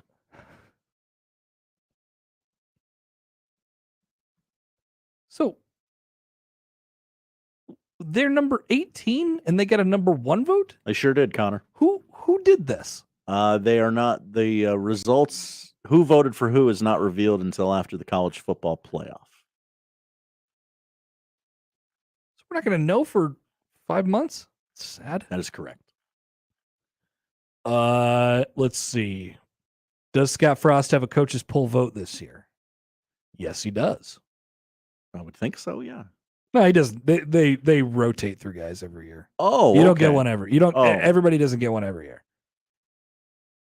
year. He does in this case. I wonder if he voted for Texas to be number 1. Who will be the media member to ask each and every week? Yeah, this is going to get sourced out, right? Who'd you vote for? Oh, yeah, we'll know by the end of the day who voted for Texas. Did Steve Sarkisian vote for Texas? Does Steve Sarkisian have a vote? Scrolling. Does not look like it. Oh. So it wasn't the Texas coach who voted for Texas.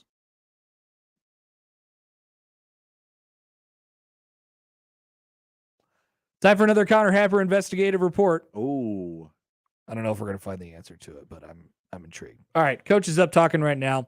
We'll have some of what they had to say here in just a little bit. We'll come back with this. Notre Dame.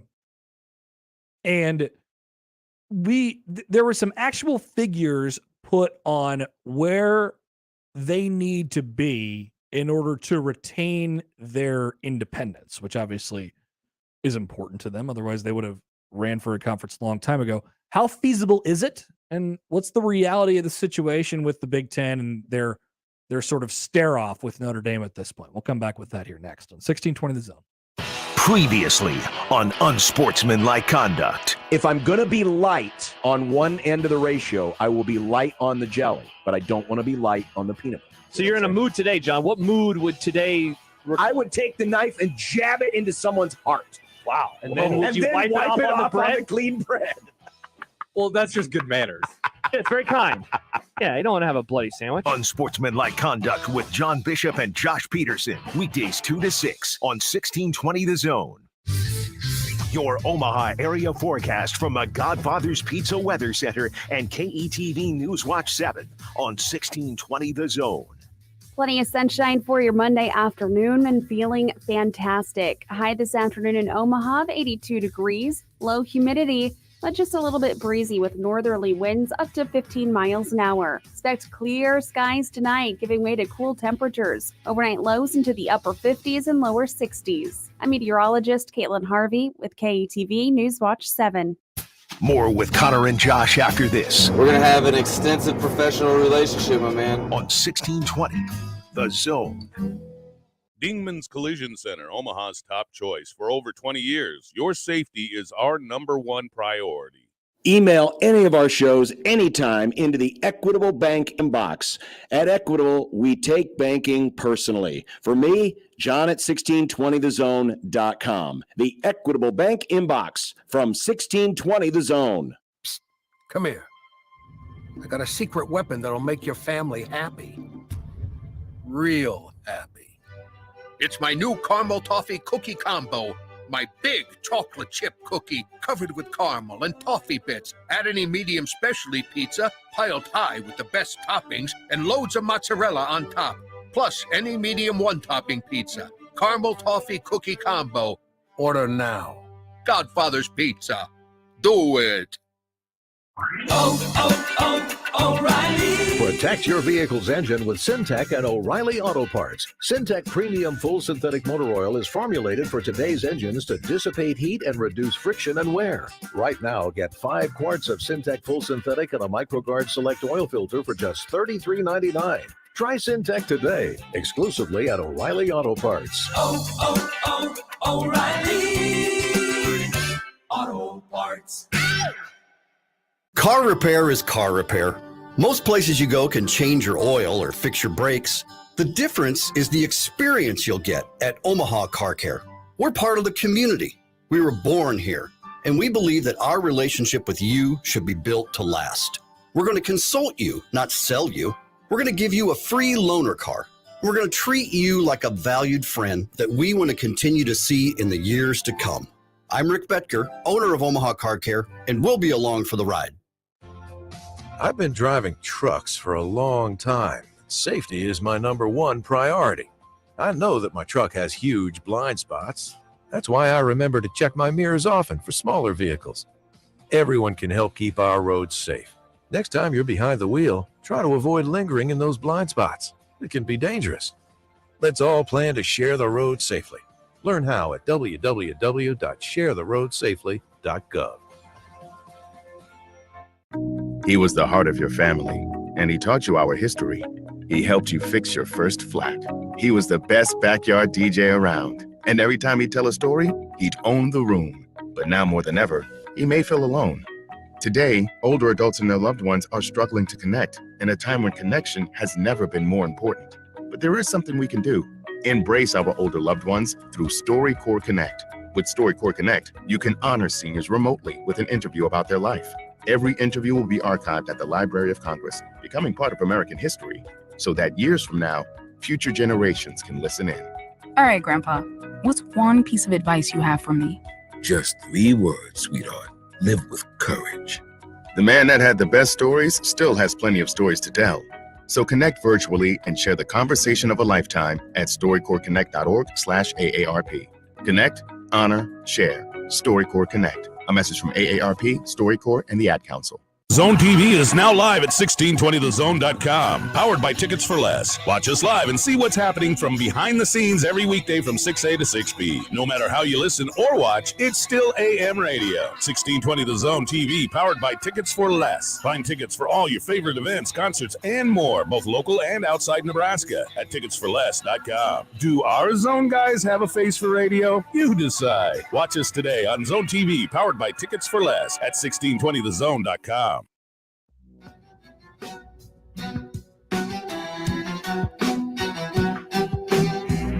Tyler on the text line is calling for accountability within the coaches poll. He says, please talk about Texas having a first place vote. Whoever cast that vote needs to be fired. They clearly don't know football. I'm tired of the Texas back every season. Well, if having a #1 vote is being back, then they're back. I just don't know if having a #1 vote in the coaches poll would exactly equate to being back, but I don't know. I am very curious who voted for it, though. Very. Had to be a clerical error.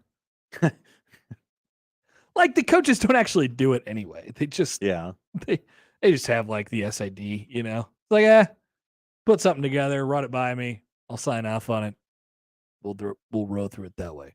Accountability in the coaches poll. Poll question? Do we need more accountability in the coaches poll? Good question. Okay. Also, one more note on that. So you mentioned the top 5 of Bama, Ohio State, Georgia, Clemson, Notre Dame. Remember, Notre Dame and Ohio State play week 1 this year, where Ohio State is a 15.5 point favorite in that game. So yeah, I think they're going to be pretty good. It's Trev Albert's birthday, according to the Nebraska Huskers Twitter account. Did you send him a congratulatory tweet? I did. It says, I want to get the wording right. Cheers to you, sir. All sport. And I posted a picture of all sport. We got to get our hands on some all sport stuff. He's got to still have it, right? I wonder if he's a collector. He doesn't strike me as much of like a hoarder, you know? There is one of those gas station bins of all sport in his garage somewhere that he uses as a cooler for barbecues, graduation parties, whatever. That would be amazing. Just one little thing. Do you think if we keep hounding, we'll see him. I'll see him at some point this year. A non-threatening question like that, I feel like Trev Alberts could potentially have some fun I with. will definitely go up to him and ask him about the all sports stuff. Thank you. We have to confront him. It's very easy to say no or to not say anything to a text message or just ignore a tweet. But when I'm right there, we don't have to ask him for stuff, but I just want to know if he has any.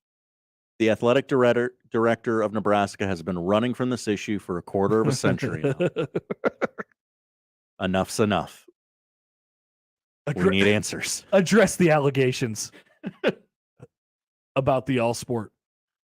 All right, so we've heard from John Canzano a couple times throughout this whole realignment process, Pac-12 West Coast guy.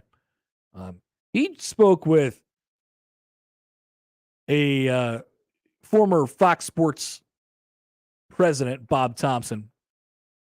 And here's some figures that he sort of throws out there. Here's what you know first. And this is regarding Notre Dame and their pursuit to remain independent.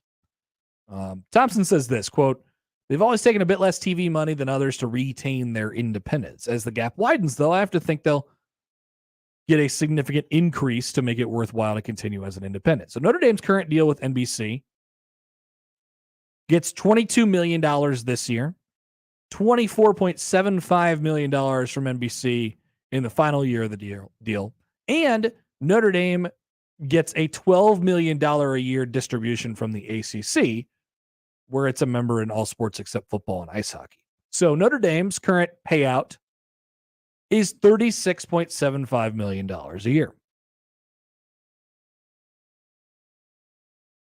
You read further in the story, obviously.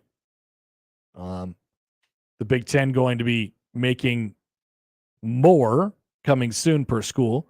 The Big Ten may covet Notre Dame and its golden brand, but as long as the Irish have access to the football playoff and a competitive pile of media rights revenue, they don't need the conference affiliation. But what does Notre Dame need in total annual distributions to justify being an independent? Thompson's estimate, $78 million by the year 2026. $78 million a year. They're currently at $36.75 million. Dennis Dodd reported that they were targeting about $75 million a year in payouts. Thompson says Notre Dame does very well in the college football playoff payout area, especially considering that they don't have to share any payouts with other conference members. So that's going to be ultimately the question. Does Notre Dame feel like they can do this without the conference, or that they can make up enough money? Because it's not just going to, they're not going to be making money in the conventional ways that the other schools are making them, the guaranteed every single year. But can they get from, Nebraska, for example, would from the Big Ten? But can they get enough to where they can remain competitive from a revenue standpoint and they still have the same amount of access to the college football playoff? If the answer is no on both fronts, Notre Dame will have to have their hand forced.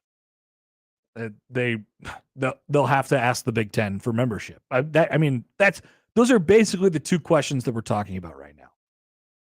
But if Notre Dame feels as if they can still remain a player and retain access to the college football playoff, which they do right now because there's no automatic qualifiers, and they can make enough money. Maybe they're not as much as a Big Ten school and some of their regional rivals. Maybe they're not as much as an SEC school, but they're in the ballpark as far as what they're getting from various sources each year. Then they might be able to pull this thing off. Does Notre and when it comes to if you can get it, I mean, the money part I think comes first and foremost. If you can knock the money part out and say, you know what, we can make it through with this much less, but from a money perspective, we're fine. And then it becomes a question about what do we do from a competitive standpoint, whether we're talking about access to the college football playoff or what your schedule is going to be like on a yearly basis. That's where Notre Dame really loves its independence. Because, I mean, they schedule themselves a tough schedule, but it's teams they have history with. I mean, we've talked about with Nebraska a lot. When Nebraska joined the Big Ten, they lost a lot of their shine, and a lot of that comes from how the teams in your conference feel about you, how your neighbors feel about you. There was a reverence for Nebraska in the Big 12. There is less of that for Nebraska in the Big Ten. And yes, it's coincided with a bunch of years of losing now. But playing Nebraska when you're in the Big 12 sort of meant something. It means less now to some of those other schools. It doesn't mean nothing. We talked about the brand part a little bit earlier. But what will Notre Dame do, and how does that change the future of college football in general? Here's from Thompson again. So long as Notre Dame can get NBC and ACC payouts in the mid $78 million per year, and they have a continued guaranteed path to the playoff, I really expect them to sit out this round of realignment. Once again, it feels like that's where we're headed as of right now. I don't know about a confidence level from Notre Dame or from anybody else sort of reporting on the issue about what what Notre Dame can get or what their future looks like. But we know what they want. They want to keep their independence. And they will only join the Big Ten. They will only join a conference when they feel like they can't hack it anymore in the way that they can hack it right now. And that's from a lot of different areas. That's from a competitive standpoint, that's from an access standpoint, and that is from a money standpoint. But it's interesting to see a number that's put on it. That's why I brought that up. All right, we will come back. More up next here on 1620 The Zone. The Connor Happer Show. Follow us on Twitter @Happer Show for all the latest news and views. We may even say something interesting once in a while. Unlikely. Really, guys? You could win $5,000 to have the ultimate tailgate party on 1620 The Zone. Enter now at 1620thezone.com. The Ford truck lineup is purpose-built from the ground up, designed to be tough and productive. Crafted with high-strength, military-grade aluminum alloy body and torture-tested high-strength steel frame with new tech to help you work smart and hard. The F-150, Ranger, and Maverick are built tough and ready to tackle whatever lies ahead. Hit the road in confidence and learn more about Ford trucks in-store or online anytime at WoodhouseFord.com, your trusted truck dealer since 1975. Woodhouse Ford. You can feel it. There's a new kind of energy. It's Maverick energy. Be a part of the new energy as the Omaha Mavericks run through the 2022-23 sports seasons. Hockey, basketball, volleyball, baseball, and more. Big energy, big games. Maverick season tickets for every sport you follow are available now. Get yours by visiting the Baxter Arena box office, calling 402-554-MAVS, or clicking omavs.com/ticks. Feel the energy. Maverick energy. I absolutely love my dog, but the constant shedding, not so much. But then I got a Swiffer Sweeper Pet Kit, and it is amazing. These super thick cloths pick up a crazy amount of hair. Just look at all that. And that was from just one swipe. And the best part? Sweeper's so much easier to maneuver than a broom or a vacuum, easily getting around chairs and under the couch. You're right. Now I can focus on you, not your shedding. Swiffer Sweeper Pet Kit, because shed happens. 5X480. Dayton B100 V-Belt, one of the many parts Grainger carries. It's also the item that helped Rob carry the day. The job was on hold, deadline fast approaching. But a quick search on Grainger.com and Rob found his part. And with same-day pickup at his local branch, he and his crew got the job done, safely and on time.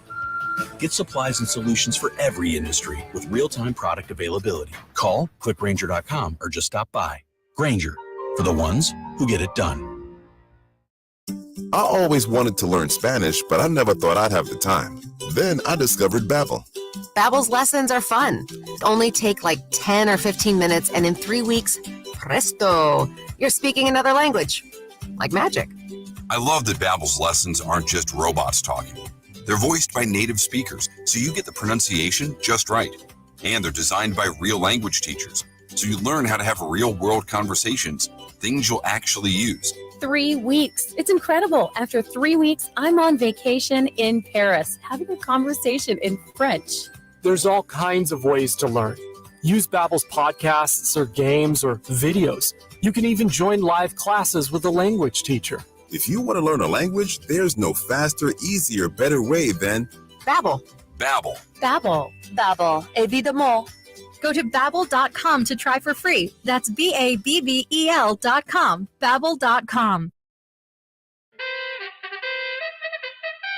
And now we've reached the point in the show where Josh Odson reads the peculiar, the bizarre, the comical, the odd news with Odd Son. Odd news, Odd Son. See what we did there? The odd news with Oddson. It appears as if the Big Ten Network crew is out at Rutgers today, getting a look at the Scarlet Knights. It's a quarterback battle there. Ooh. Got Noah Vedral. You also have what people are referring to as a tantalizing freshman, Gavin Wimsatt. Gavin Wimsatt. Yeah, so Josh has many thoughts on the Rutgers quarterback battle, I'm sure. I got takes. I would imagine that they probably play a couple guys at that position. That feels like a Rutgers thing to do, right? Let's not really pick a guy, and we'll move him in when we feel it's the right thing to do. Well, I mean, with Noah, you got to worry about AARP membership. Yeah, he's what, 49 years old now? This is his his 8th year in college. His freshman year at UCF would have been 17 or 16. 17. Yeah. And he's 23. Yep. And he came to Nebraska. And he's been at Rutgers for a couple of years. He'll be 24 in the fall. I poke fun. World traveler Noah Vedral in a quarterback battle out there at Rutgers. But as you heard in the intro, it is time for the odd news. Many things happened over the weekend that were odd, I'm sure. That's right. We begin in the obvious place, a track meet in Colombia. We've all been. Who like Colombia? Yes. Okay. Yes. Where an Italian decathlete, Alberto Nannino, had his junk pop out in the middle of a race. Yikes. The unfortunate moment happened. Wasn't this talked about on an unsportsmanlike conduct promo a couple weeks ago? This possibility, yes, absolutely. Good memory by you.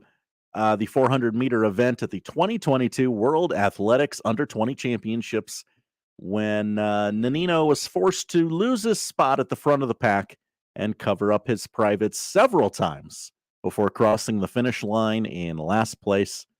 While the mishap naturally has some folks giggling and blushing, Nannino went to social media to explain he was in no laughing mood after the race. This is not funny. I just want to talk to you a little bit about the rumpus there's been on blogs and social media in general. Oh, come on. You got to have a good attitude about it. I'm conscious it was obviously an accident, and I'd like to tell you I'm aware of the reaction, and you don't need to send me the links to the blogs out there. So everyone find this gentleman on Twitter and send him a video of his own fail. He thought that they thought he did it on purpose? Yes, that is what it appears to be. Why would they think that? He continued, I'm trying to laugh about it now, but immediately afterwards I felt terrible, and I'm thankful to my friends and family for helping me get over what happened a few hours later. And then he felt bad for us? Apparently. I feel bad for him. Yeah, absolutely. This He seems to have just a way different approach to this than I would have. You would think he's Italian, he's European, very open, yep, that's my junk. Yeah. NFL star Chris Jones at the 2016 NFL Combine had his junk pop out. Yep. That article makes reference to this. Yep. I didn't recall that. Just I don't really know how it happens, but apparently it happens. Yeah. Moving to our next story. Do you remember the guy who started with a red paper clip and traded it a whole bunch of times and got a house? Yes, this happens on TikTok all the time. Yes. Well, a guy's trying to go into business for himself here in Toronto. A Canadian man who found a stick of string cheese in the refrigerator of his new home has offered the snack up for trade with a large billboard in the middle of downtown Toronto. The billboard, erected over the weekend, offers up the single marble-flavored stick of Black Diamond string cheese. For trade, 1 cheese string, the billboard reads, accepting trades, marble flavor, still in original packaging, no lowballs. I know what I have here. Any takers? He has had several offers. His name is Angel Domingo. Maybe Angel Domingo. The man behind the billboard said he found the stick of cheese in the refrigerator of his new home in Toronto. He said he has experience using resale websites to trade items, including vehicles, car parts, furniture. This is probably the strangest thing I've ever had to offer up, Domingo told Global News.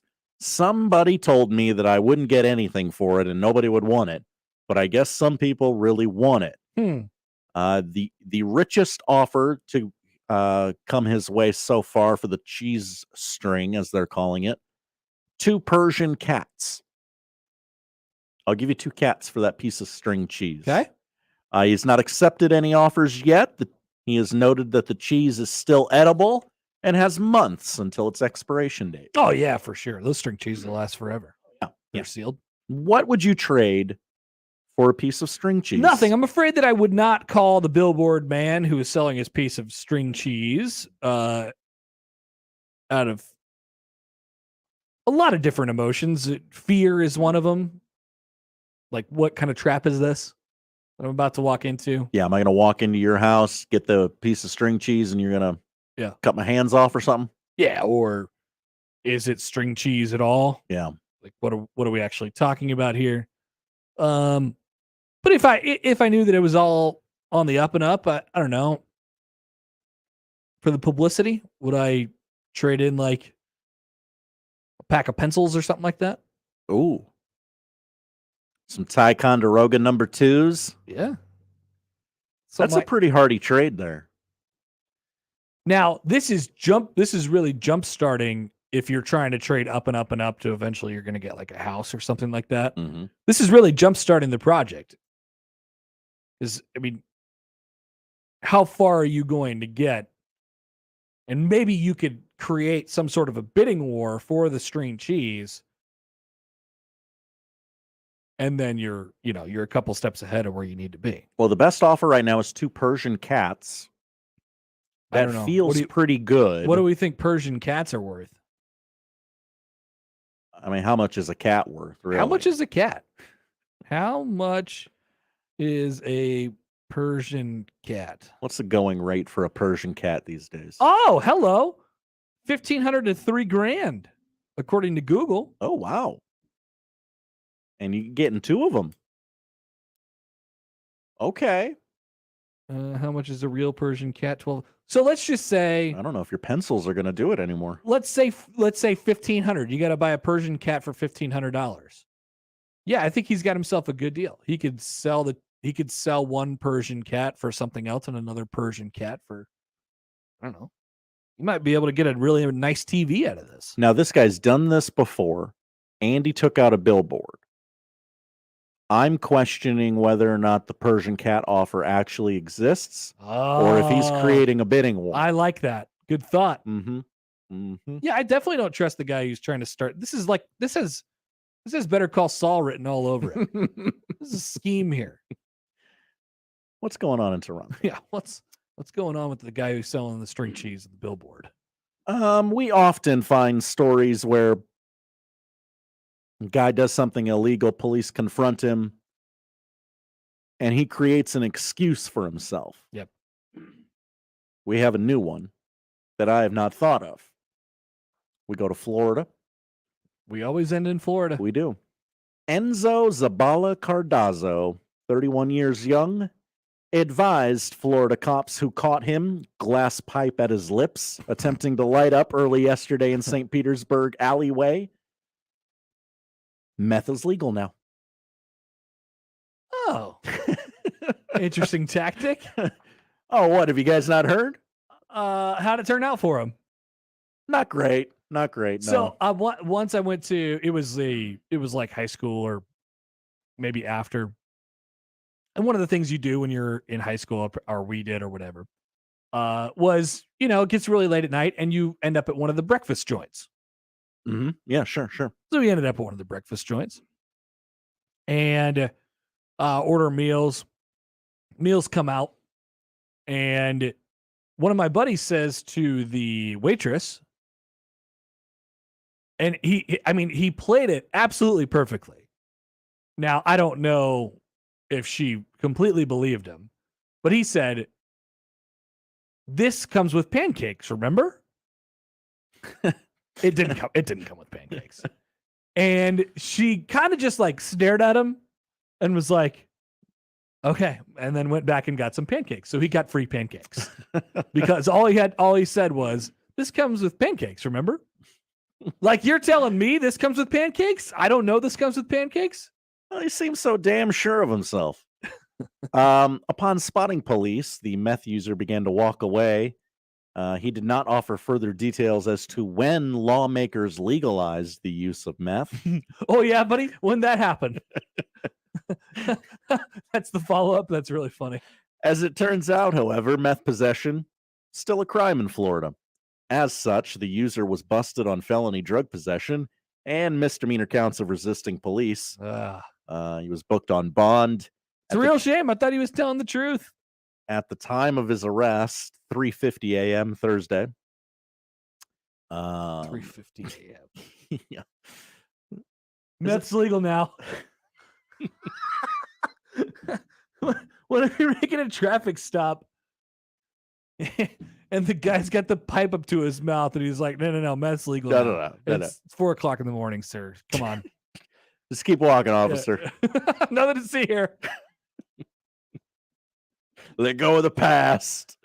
He has a long rap sheet, including narcotics possession, trespassing, disorderly conduct, obstruction, and assault. Pretty quick-witted, though. They always have a rap sheet, don't they? They do tend to. It'll be surprising when the first person pops up on Odd News that doesn't have a rap sheet. This was Jennifer's first offense. First crime. Yeah, like I don't know what the stats are. My guess would be like the 4th, 5th, 6th, and 7th crimes are weirder than the first couple. They say it gets easier. Dive into. I'm going to use that. Meth's legal now. Meth is legal now. Nothing matters. No, sir. The speed limit here is actually 65, not 45. You didn't know? Thank you. Have a great day. Just haven't changed the sign yet, officer. You didn't know? They passed it yesterday. All right. Thank you, Josh. That is Odd News. That is a pretty good place to end in Florida. O'Shawn Mathis is speaking. Talking to some of the esteemed Nebraska media right now. We'll have that for you a little bit later on in the show. A bunch more still to come, including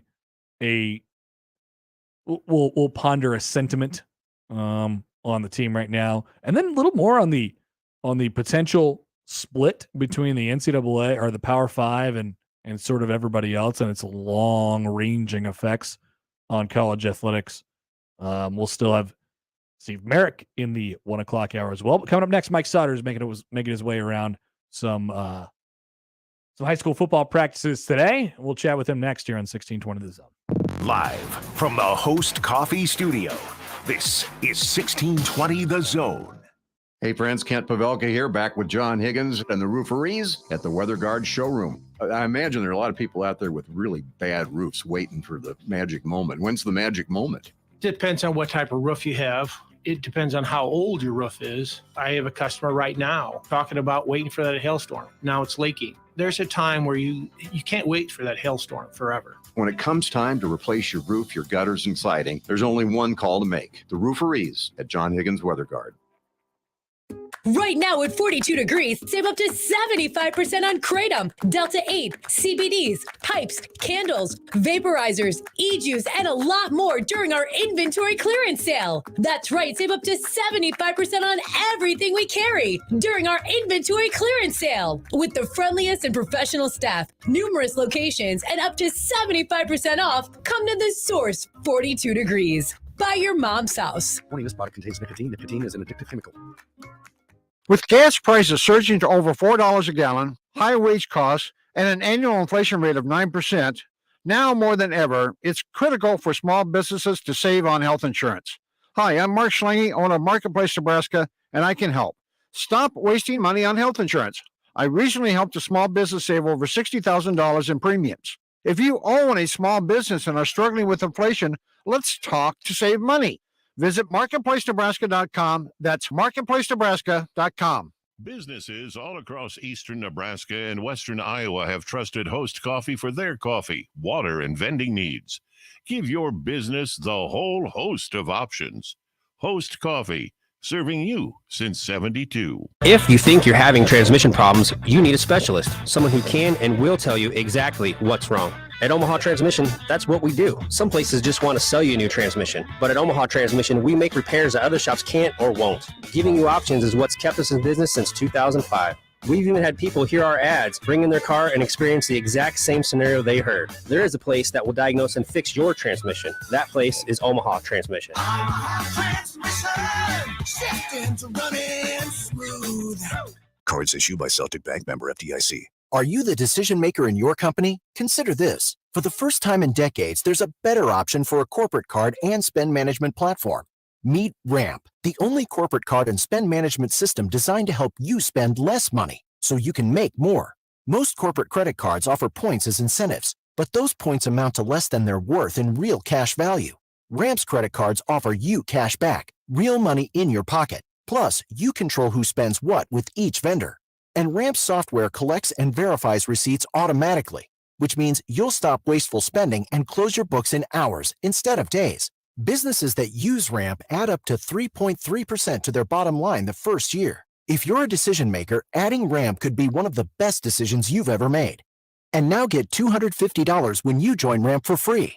Just go to ramp.com/sports. Ramp.com/sports. ramp.com/sports. The annual Great Plains Colon Cancer Task Force Boxer 500 Run Walk is coming up on Sunday, August 21st at Warner Park and Pavilion. Families are encouraged to put on their favorite pair of boxers and run or walk in the name of fighting back against colon cancer. I'm Crash Davis, and as a survivor, I'm here to tell you about the importance of screening and early detection. It can make a difference between life and death. Find out more and help us at the Boxer 500, where all proceeds stay in Nebraska. Find out more at coloncancertaskforce.org. Did you know that errors in hospitals are the third leading cause of death in the U.S.? That's a frightening statistic, but some hospitals are better at protecting their patients than others. That's why the nonprofit watchdog, the Leapfrog Group, created the hospital's safety grade, a letter grade that's assigned by experts twice a year to all general hospitals in the country. You can see how your local hospitals did for free and get tips on staying safe by visiting hospitalsafetygrade.org. That's hospitalsafetygrade.org. I've been driving trucks for a long time. Safety is my #1 priority. I know that my truck has huge blind spots. That's why I remember to check my mirrors often for smaller vehicles. Everyone can help keep our roads safe. Next time you're behind the wheel, try to avoid lingering in those blind spots. It can be dangerous. Let's all plan to share the road safely. Learn how at www.sharetheroadsafely.gov. Hi, I'm Casey Kane. You would think that as NASCAR's 2004 Rookie of the Year, I get my biggest thrill driving fast. But it's off the racetrack that I get one of life's greatest rewards, helping others through volunteer service. Working with kids is one way that I try to make a difference. The first time I visited chronically ill children in the hospital, I found out just how rewarding volunteering could be. By giving a little of my time, it brightened their day. I was so inspired that I started my own foundation to help sick children and kids without an opportunity to have a better chance at life. Through volunteer service, you learn things about the people you're helping, and you find out a few things about yourself. Volunteering is a rush, just like taking the checkered flag. Go to volunteer.gov to find out what drives you. This is President George W. Bush. USA Freedom Corps has a volunteer opportunity that's just right for you. Visit volunteer.gov. When you help your neighbor, you help your nation. The following is a test of the KOZN emergency system equipment.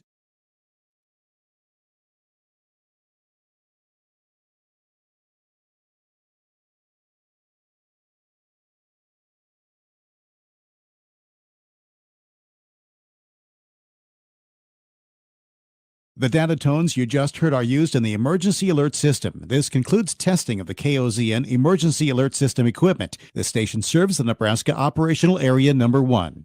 With video games, I'm often choosing between what my kids want and what I think is best for them. Hey, Mom, how about this one? Rated T for teen with violence and suggestive themes. Let me check the rating summary. Frenetic combat, cries of pain, female warlords expose cleavage. Maybe the other one's better. The rating summaries are free. Use them, and you'll be armed with the world's most powerful weapon, knowledge. For more information, go to esrb.org. Shop Woodhouse Place Hyundai and Nissan, 144th and Giles. KOZN, Bellevue, Omaha, Council Bluffs.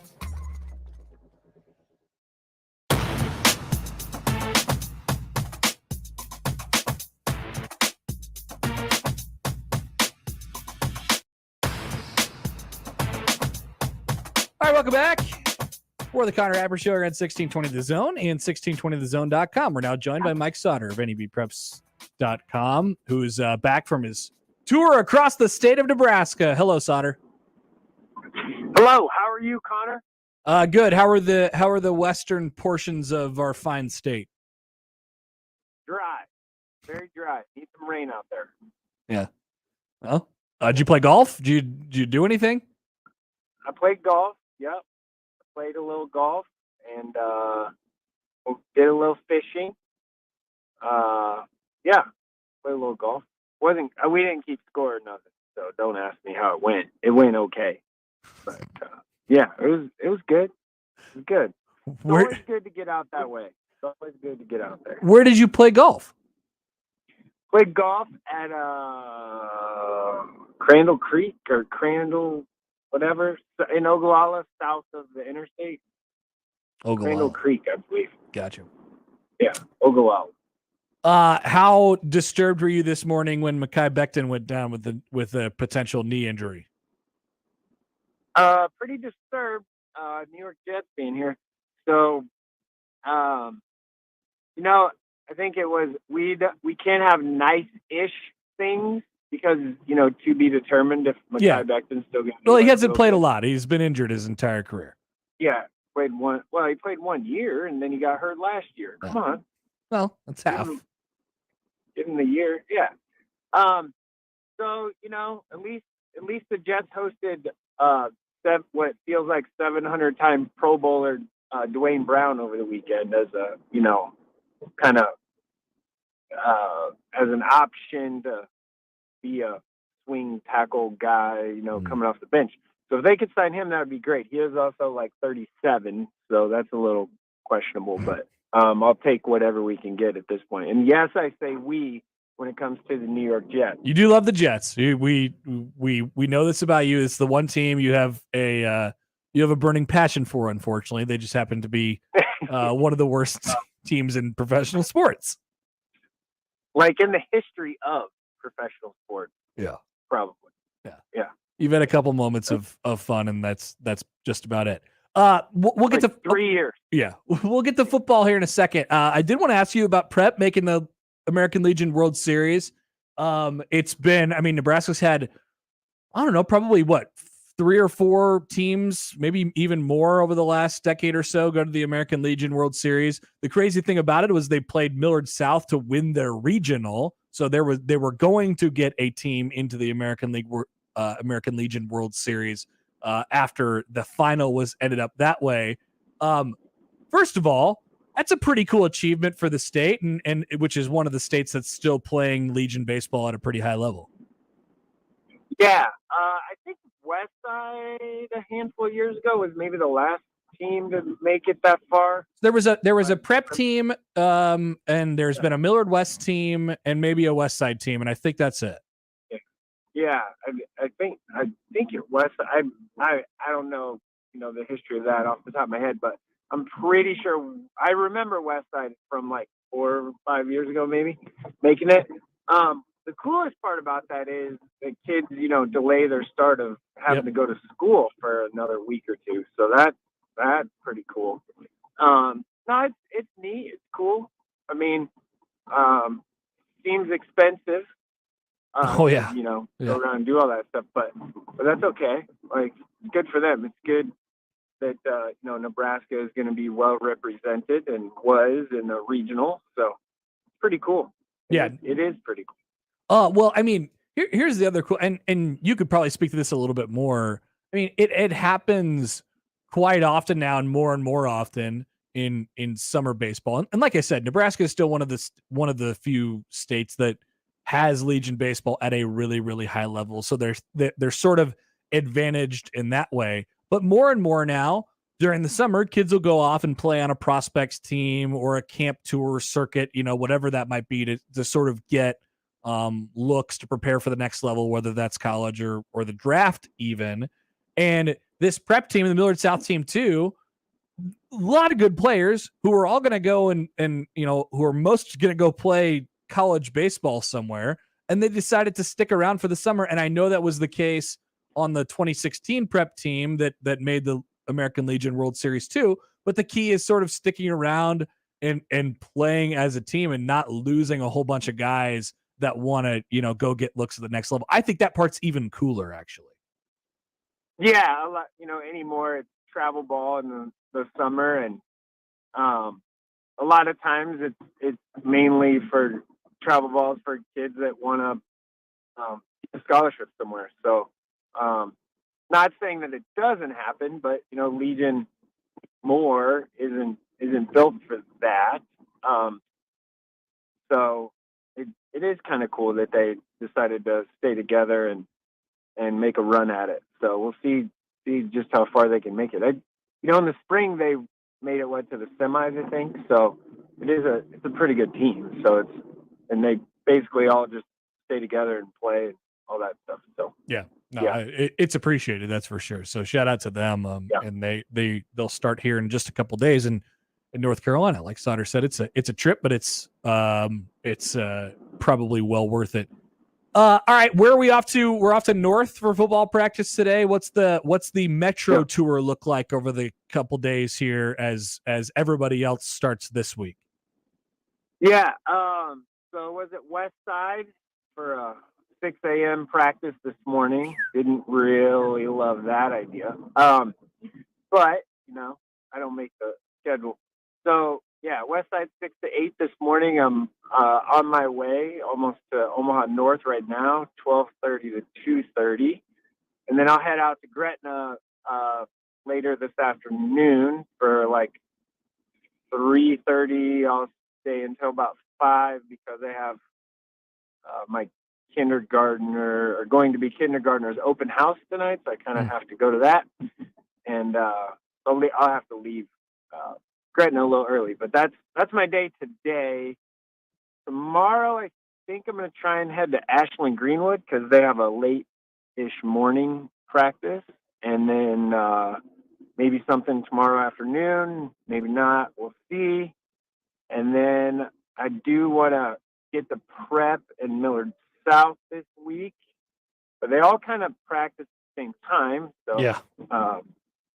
it'd be great if they didn't, but again, that's just me being selfish about it. So, but I do want to go to them, and then I do want to get back out to Bellevue West.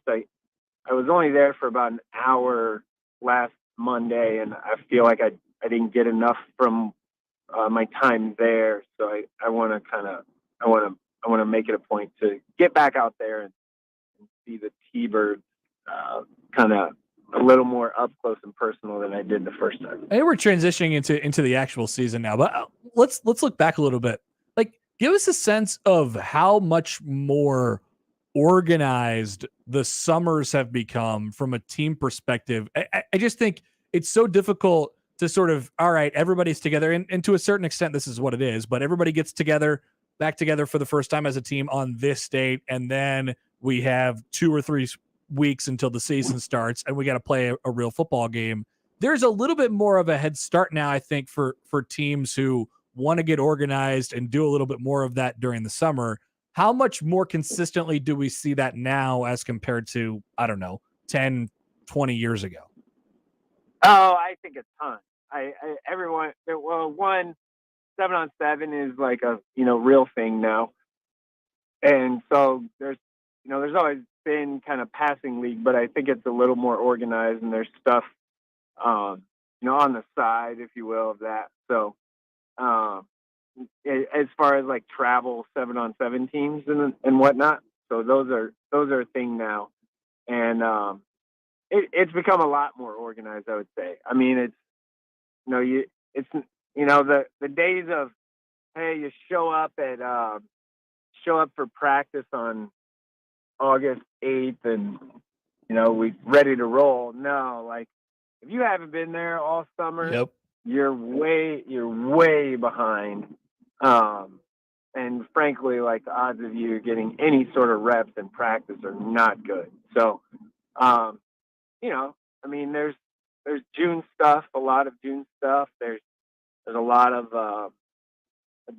stuff just throughout the summer as far as lifting and quote unquote workouts, and everything just happened. I don't think it ever really stopped, if you will. So it's definitely like you have to be, and if you want to win in November, you pretty much have to be on it in May and June and in July for sure.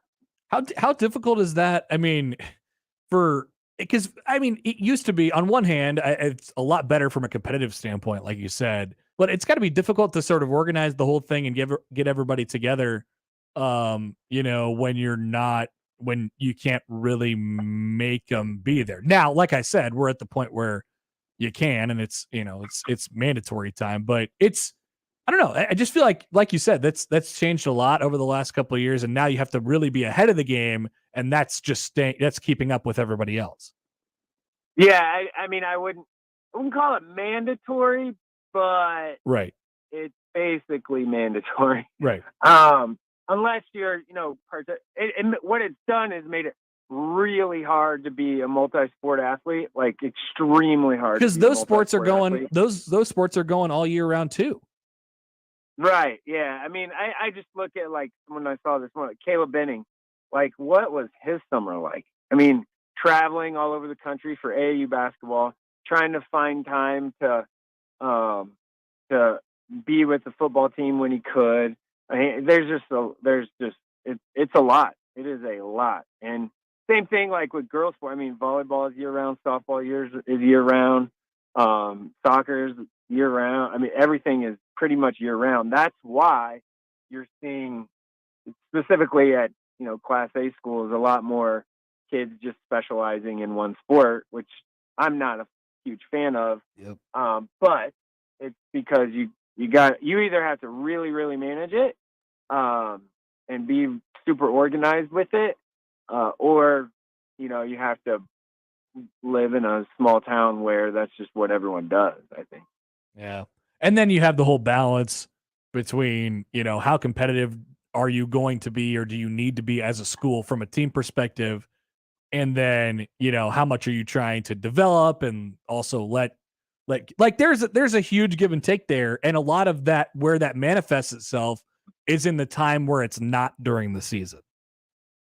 Correct. Yeah. I mean, if you are, again, just showing up on August 8th and like starting practice and be like, all right, here we go, guys. You're not winning. Yeah. You're not even close. And frankly, like some smaller schools, that's what they do. And that's because they have to do it that way. But I don't even think that's like a realistic option anymore, for people to do that. And that goes for every sport. It doesn't matter. I mean, it could be tennis or golf or whatever. If you're not doing like organized team stuff in the summer, you're probably not winning very many games. Yeah. All right. Sautter, we'll let you go. Enjoy the cooler day today than we've had recently, and we'll catch up next week. Hey, I will tell you, I was like actually cold looking for a long sleeve in my car this morning. So that I know. It was like the air. Yeah, it was fantastic. Like the air conditioning was on. Yeah, like a chill in the air. Conditioning on outside. Like the go ahead. The autumn winds. Is that what we're going with? The autumn wind is a Raider. I have no idea what you're talking about. The NFL films, The Autumn Winds. Josh doesn't know what I'm talking about. Oh, no, I don't know. I think you're on your own on that one. All right, cool. See you later. Yeah, bye. Mike Sautter. You don't know what I'm talking about? Get off the phone. Get out of here. The autumn wind Thank was you. a Raider. Thank you. God, you don't know backup during that? I like the way it played out. Yeah, there was a little bit of that. There was a little. Unfortunately, we're probably going to return to it being 100 degrees, over the next couple of weeks, and probably into the first 2 weeks of September.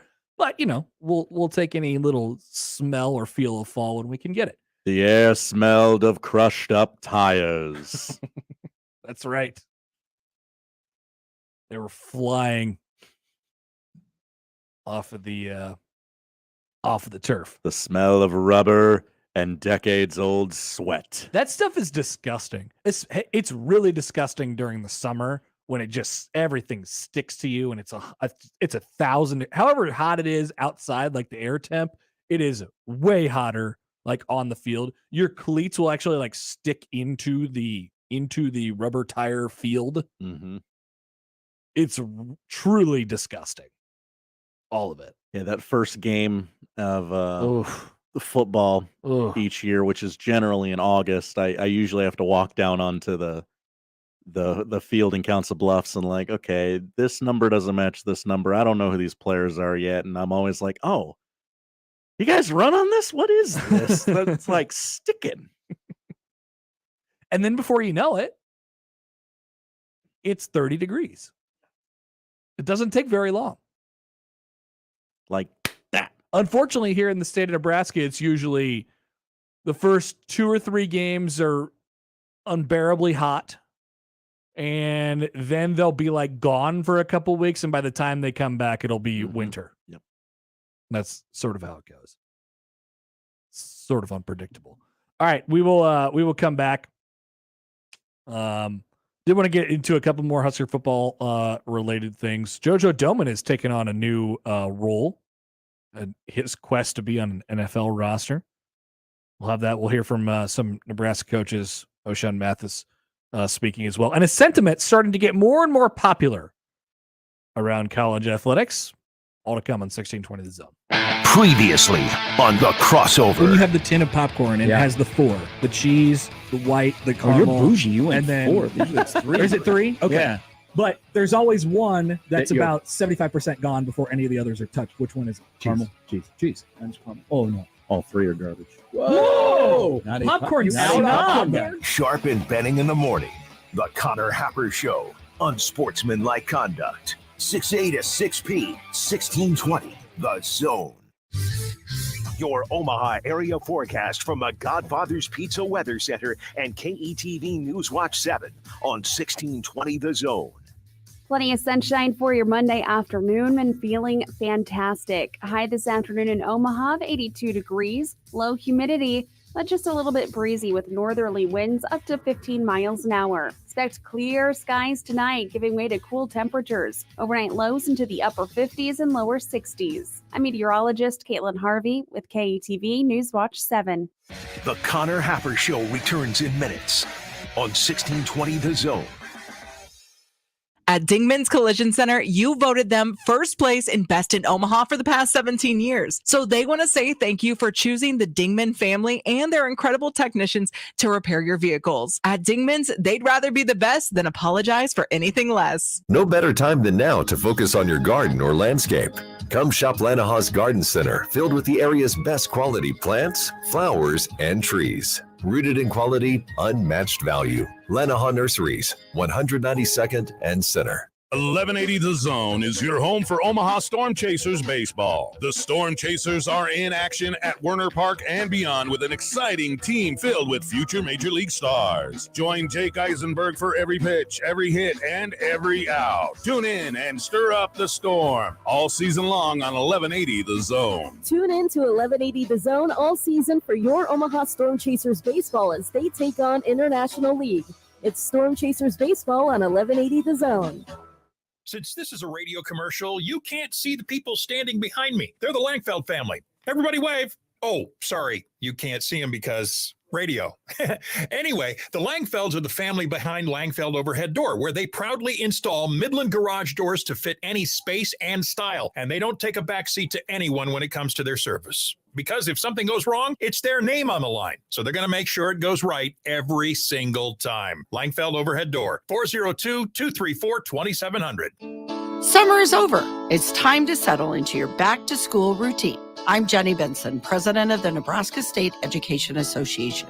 As teachers, we're excited to see our students again. Parents, help your child. Set a time and a quiet place for homework and establish bedtime routines so your child will be rested and ready to learn. Help us make a bright new beginning for our students this year. Sponsored by the Nebraska State Education Association, aired by the Nebraska Broadcasters Association and this station. Equitable Bank. We take banking personally. EquitableOnline.com.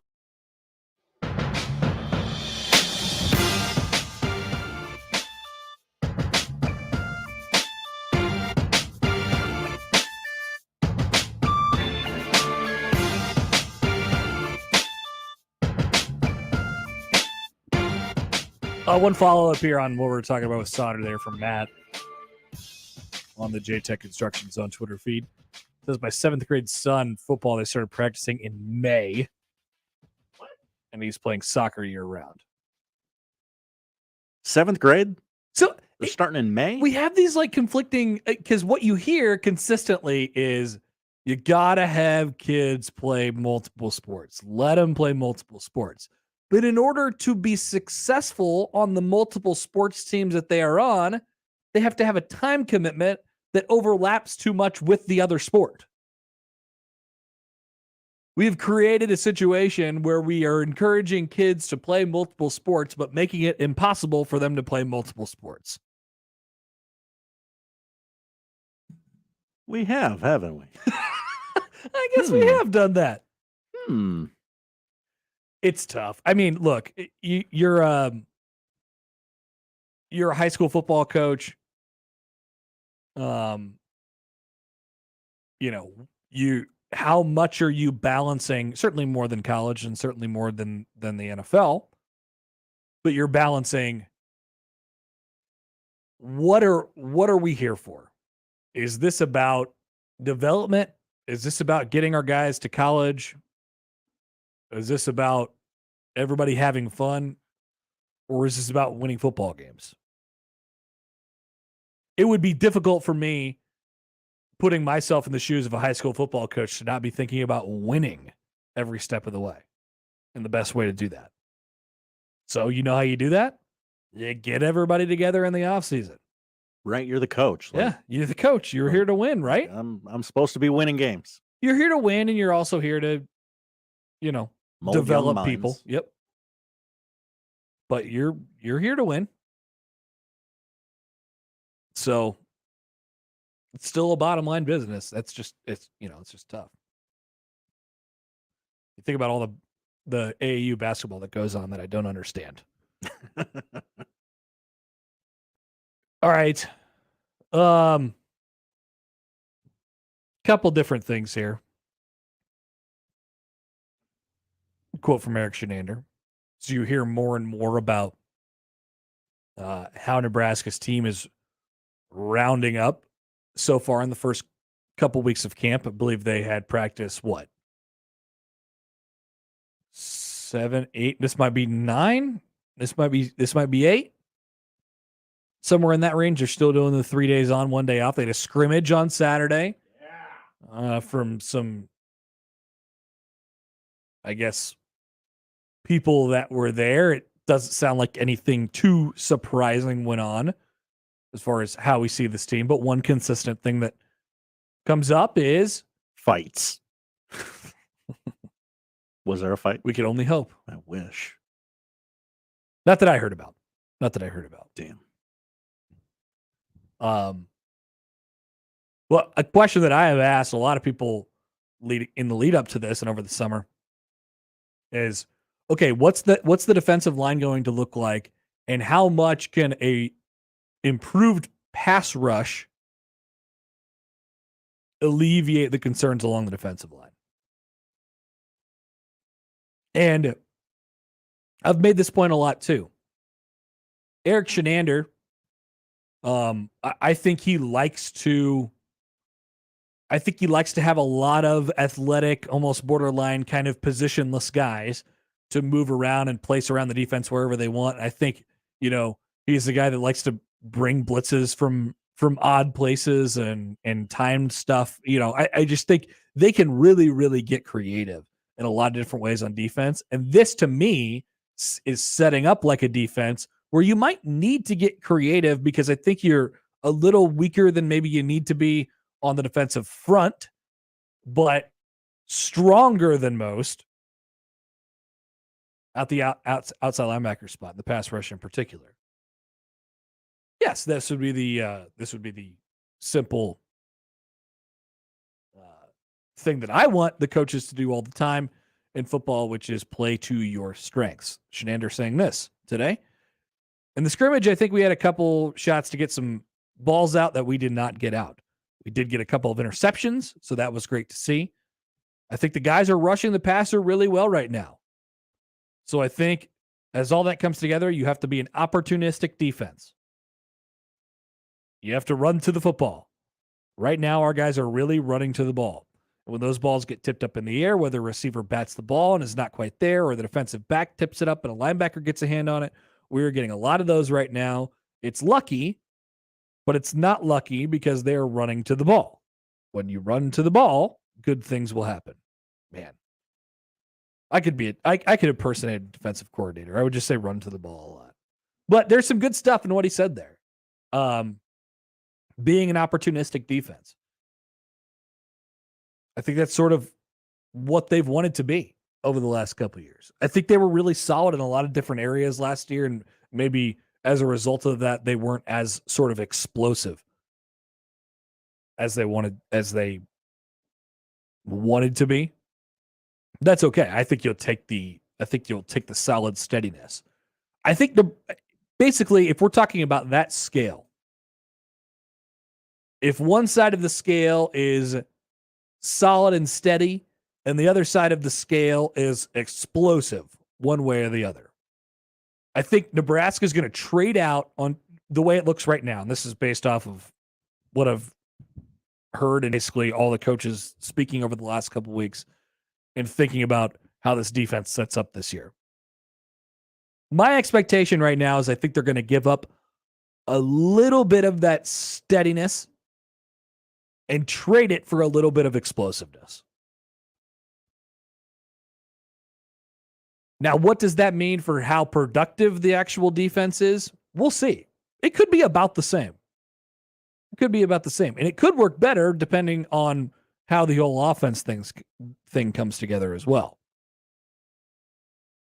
how it works in the sort of ecosystem of the football team. But my expectation for this group is that they probably give up a little bit in the solid steadiness category and transfer that over to the explosiveness category. You're going to get more fumbles. You're going to get more sacks. You're going to get more interceptions. That's where I think that sort of manifests itself the most. And another thing that you can, and the hype train was rolling pretty early here, and I think it probably stepped back or dialed back slightly, and now I think we're kind of rolling again. The hype for O'Shawn Mathis and what he could do for this defense.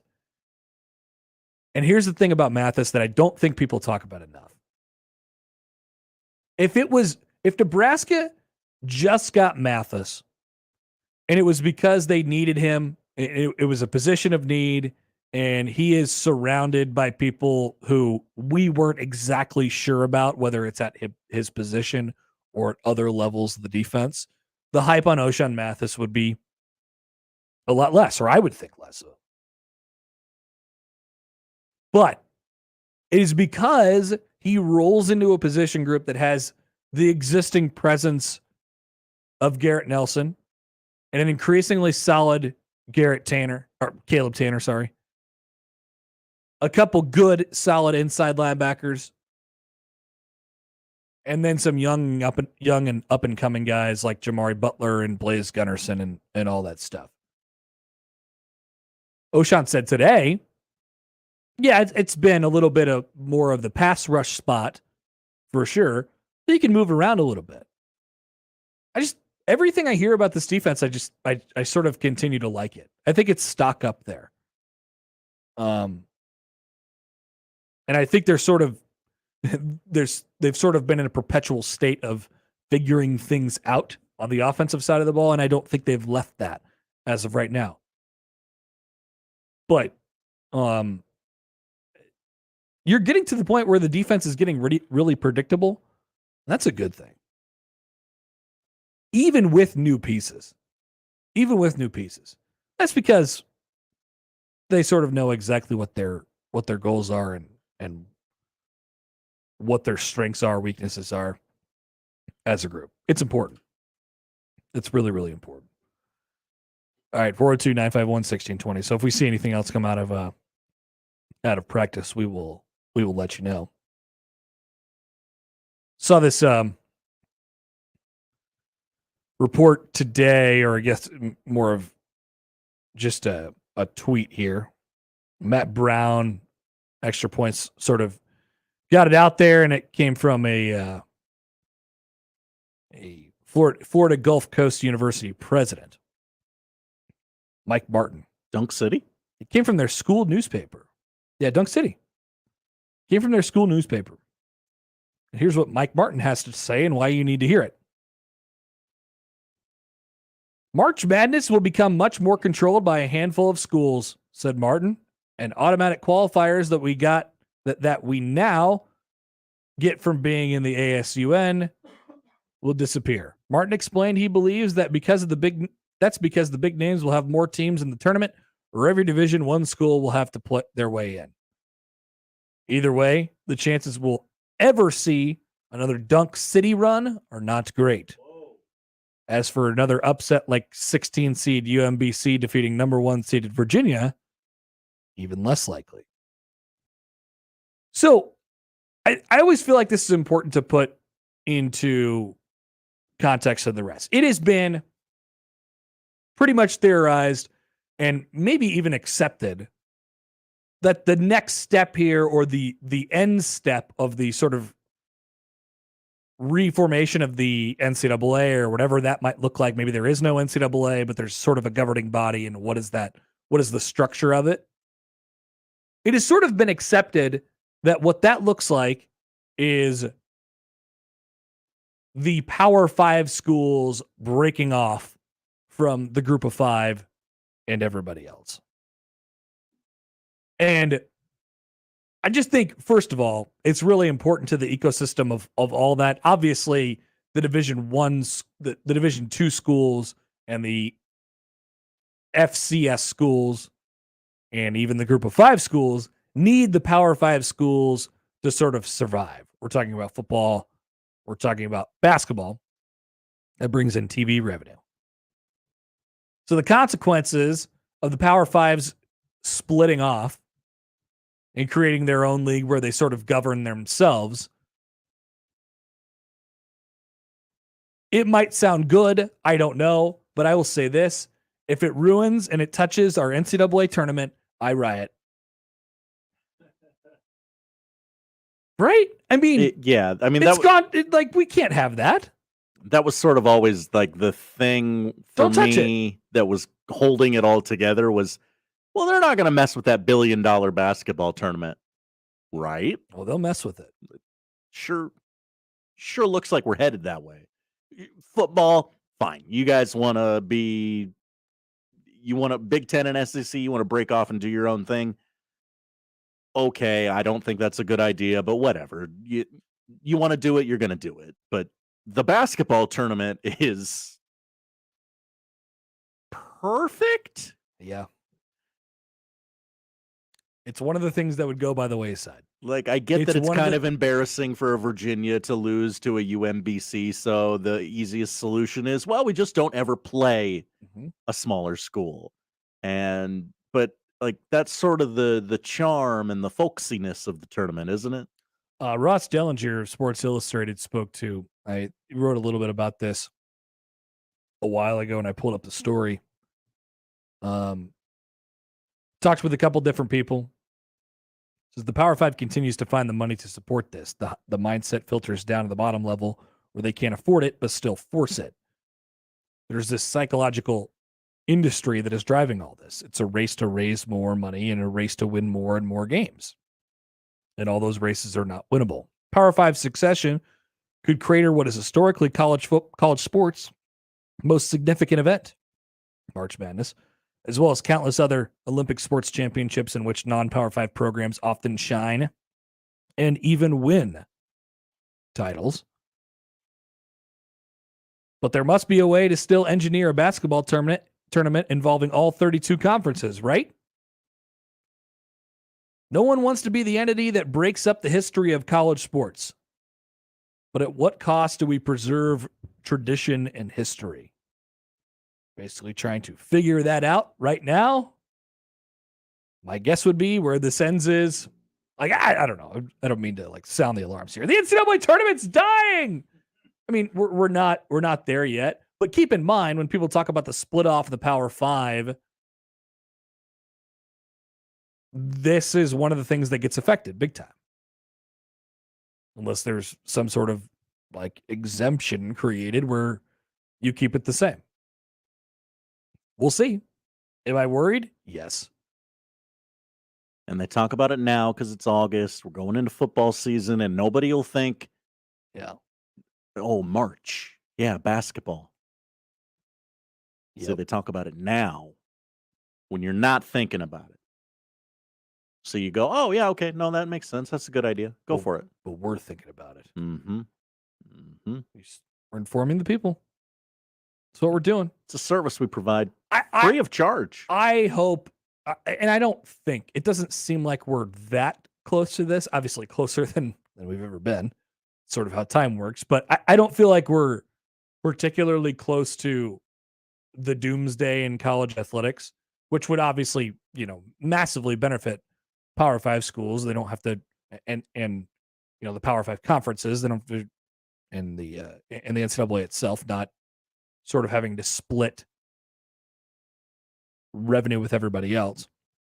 By the way, if you want numbers on that, Dellinger wrote this: college officials have spent the past few months collectively working to agree on a refined constitution.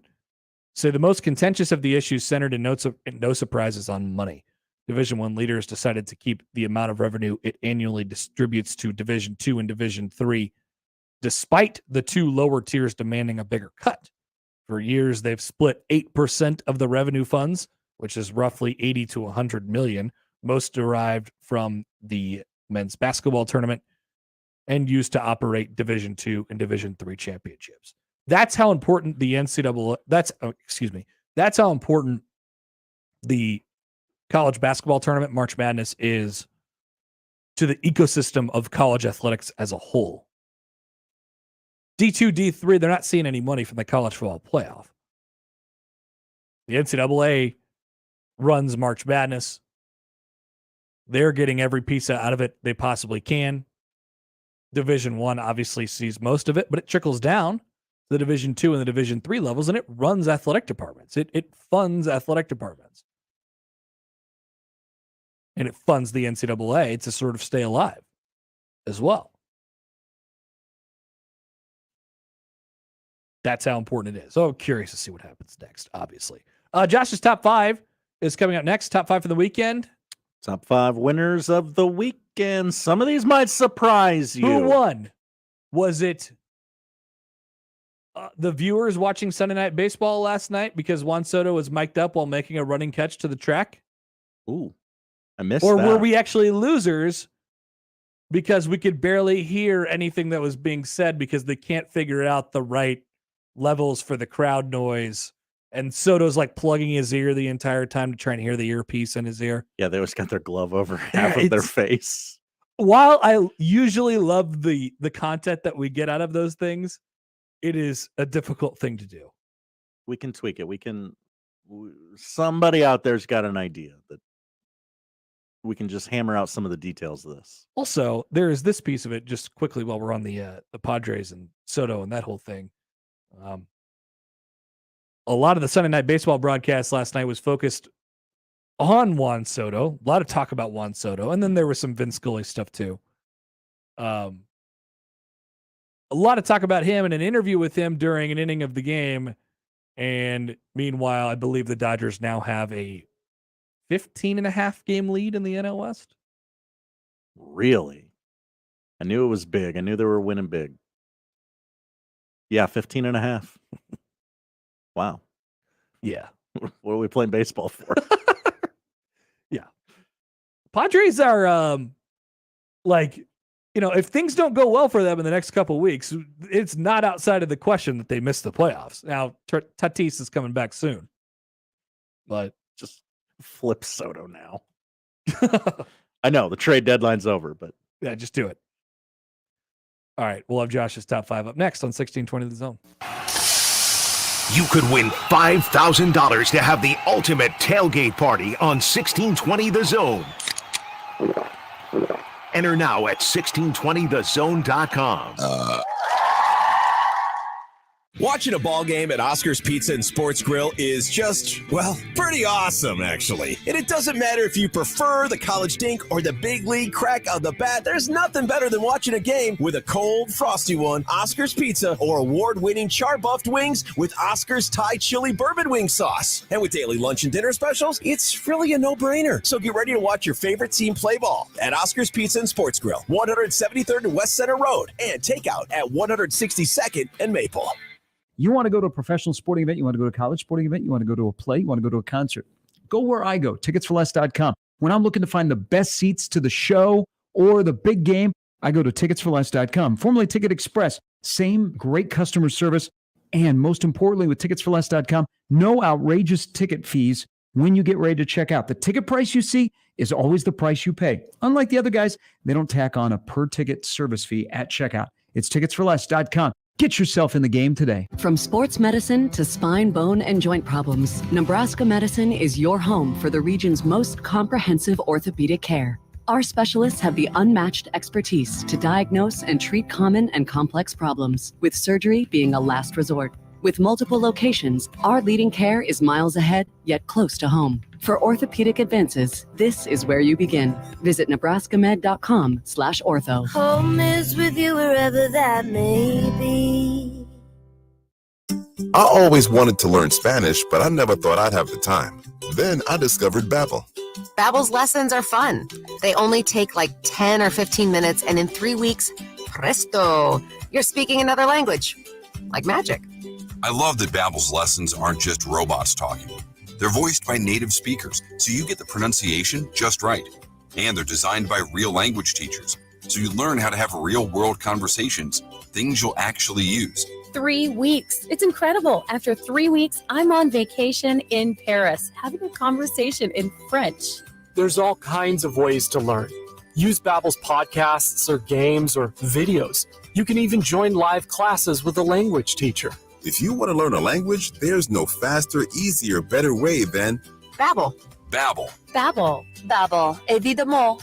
Go to Babbel.com to try for free. That's BABBEL.com. Babbel.com. Did you know that radon is the #1 cause of lung cancer for non-smokers and that our region has some of the highest levels in the country? Radon Defense Midwest can test and fix your home. Visit radonradio.com for an exclusive offer for 1620 The Zone listeners. That's radonradio.com.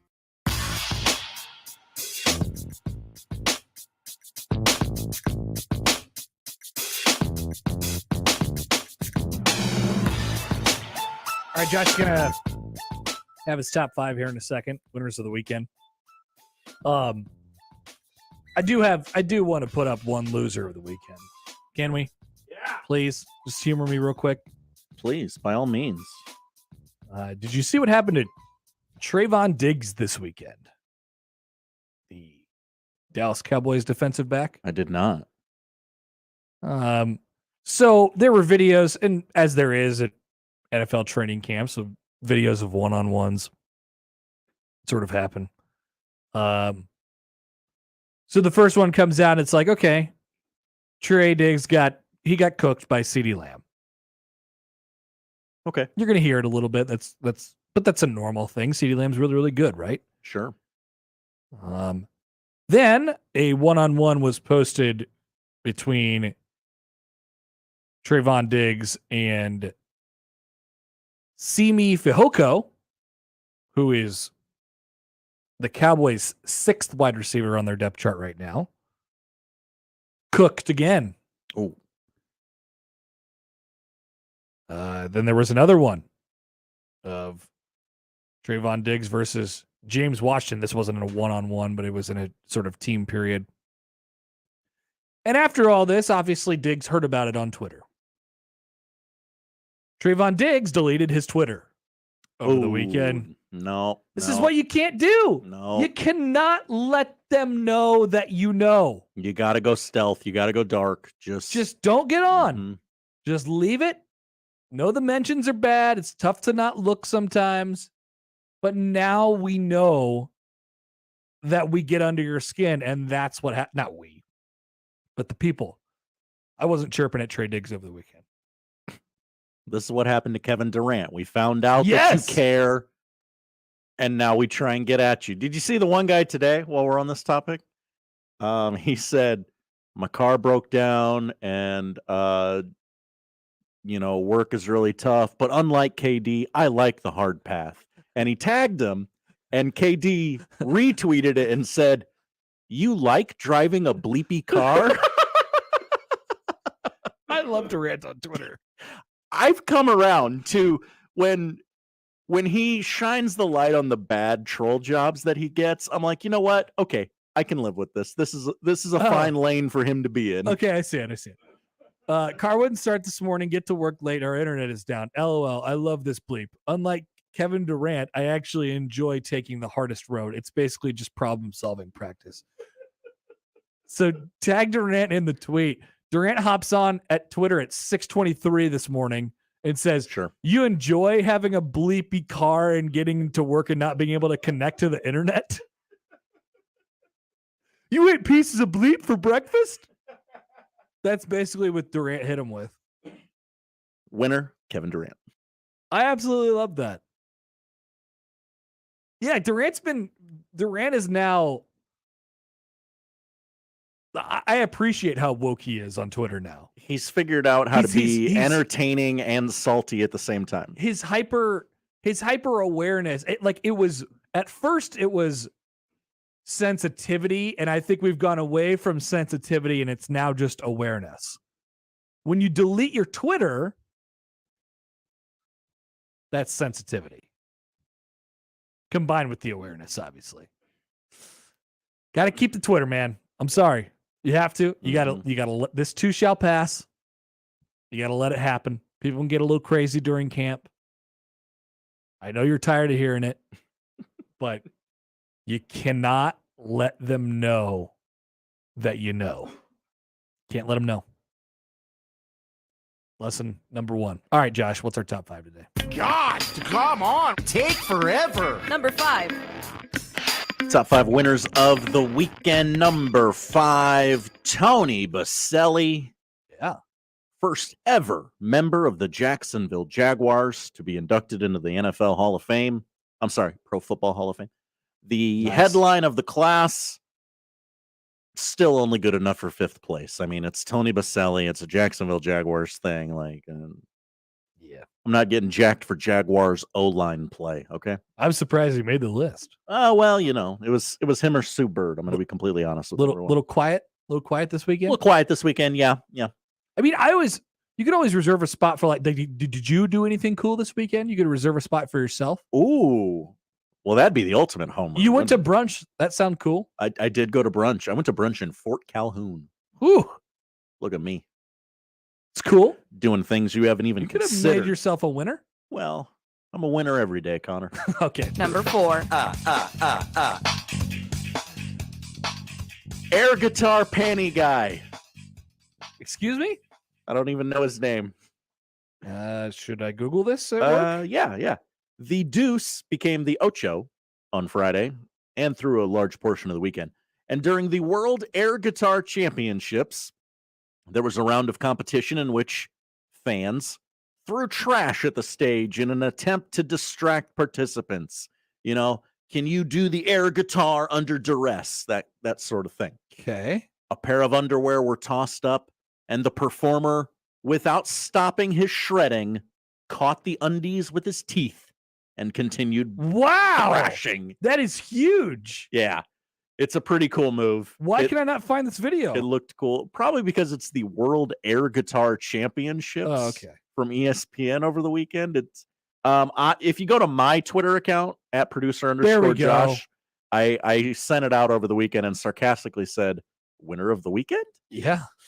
All right. I'm gonna have to check this out. Have you ever seen the video of the guy at the concert and he's standing up there? It looks like he's shredding, but the camera's below him and behind him, and he gets a beer thrown at him, and you could see the beer coming in. It's a great angle of the beer coming in, and he just catches it one hand, starts drinking it. And it's in a cup, and somehow the beer stays in the cup.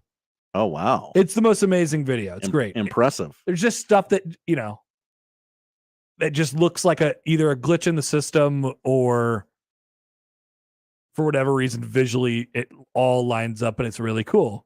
Like the Dwayne Wade, LeBron James dunking picture. Oh, yeah. On the baseline. Yeah.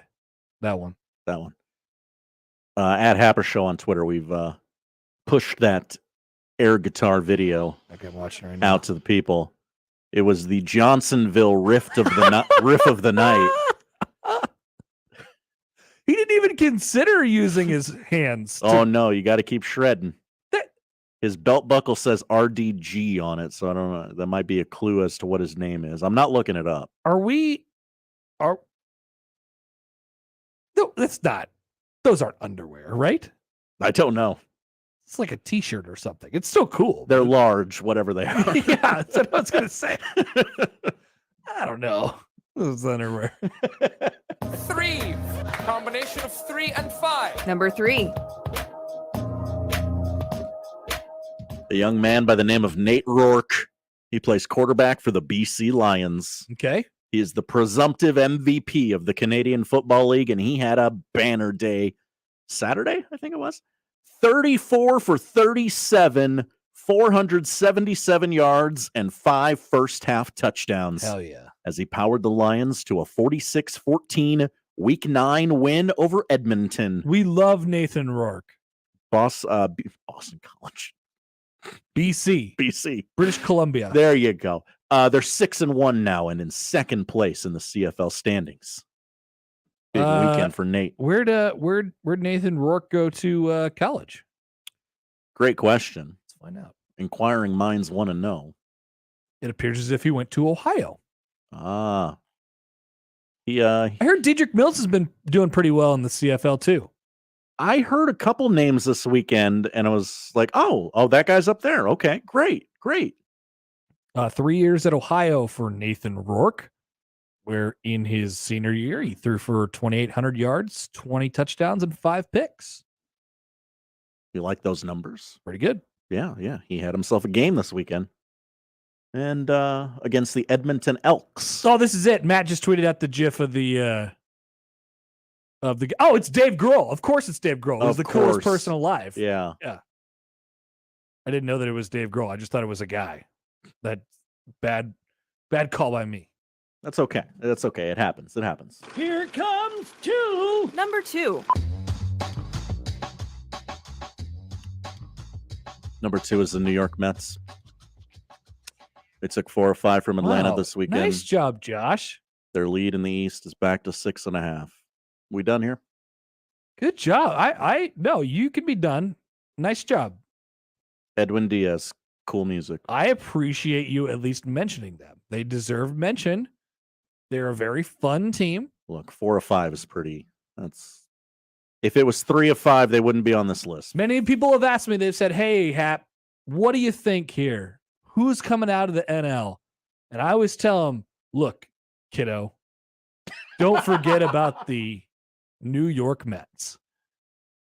The pitching's really good. I'm sort of a believer. The pitching's pretty good. Jacob deGrom, he's back. He does exist. There's this guy named Max Scherzer who's pretty good too. Who are you going to trust, deGrom or Scherzer? Which leads us to our number 1, the biggest winner of the weekend. In a weekend that saw CFL quarterbacks and air panty guys. Number 1. Sorry, Connor, it's the St. Louis Cardinals. Yeah. A weekend sweep over the best team in baseball, simultaneously recapturing the NL Central. Yeah, makes the Cardinals the biggest winners of the weekend. They've won 7 in a row. Yeah.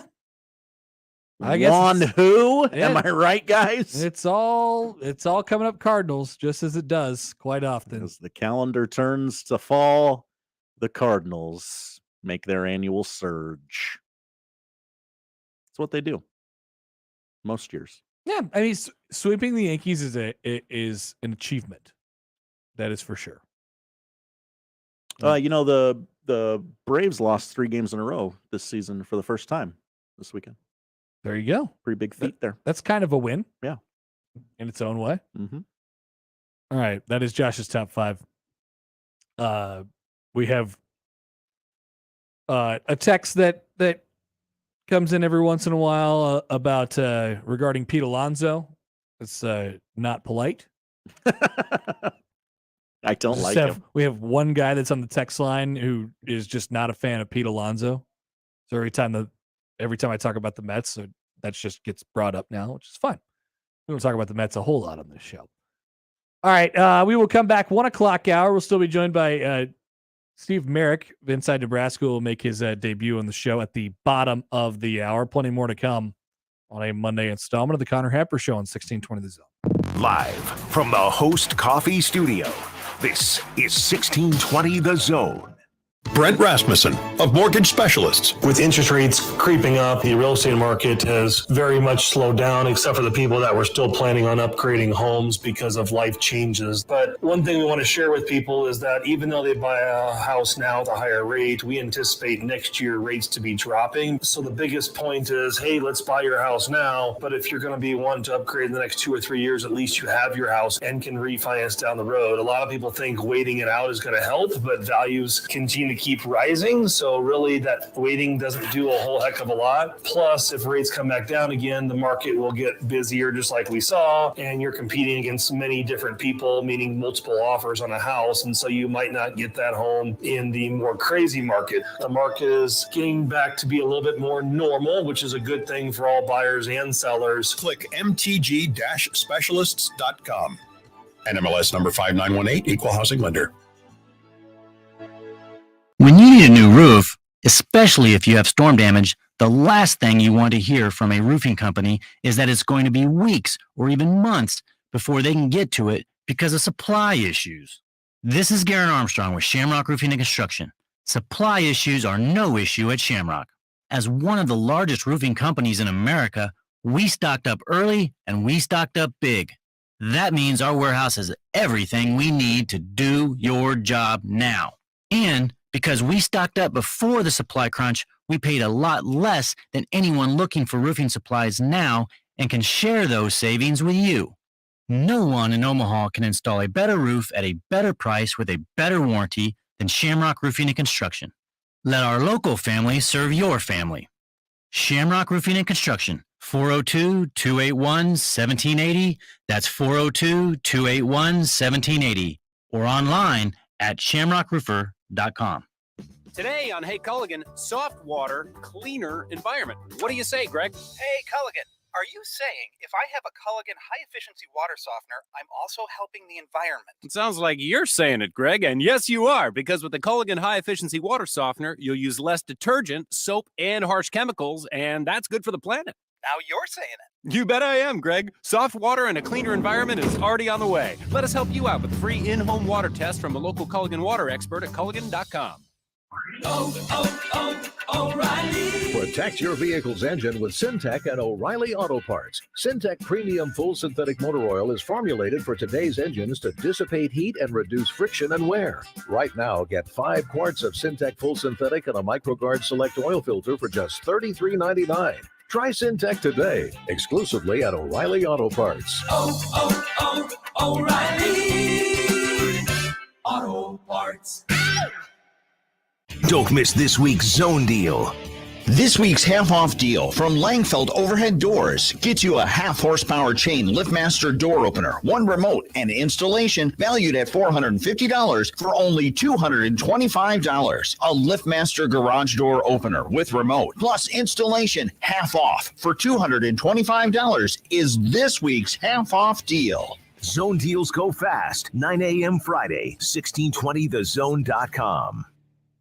Husker coverage on 1620 The Zone is presented by Tickets for Less. Tickets for Less is your local source for Nebraska football tickets. Compare and save today at ticketsforless.com. All the Nebraska football news, stories, experts, and coverage you need is on 1620 The Zone.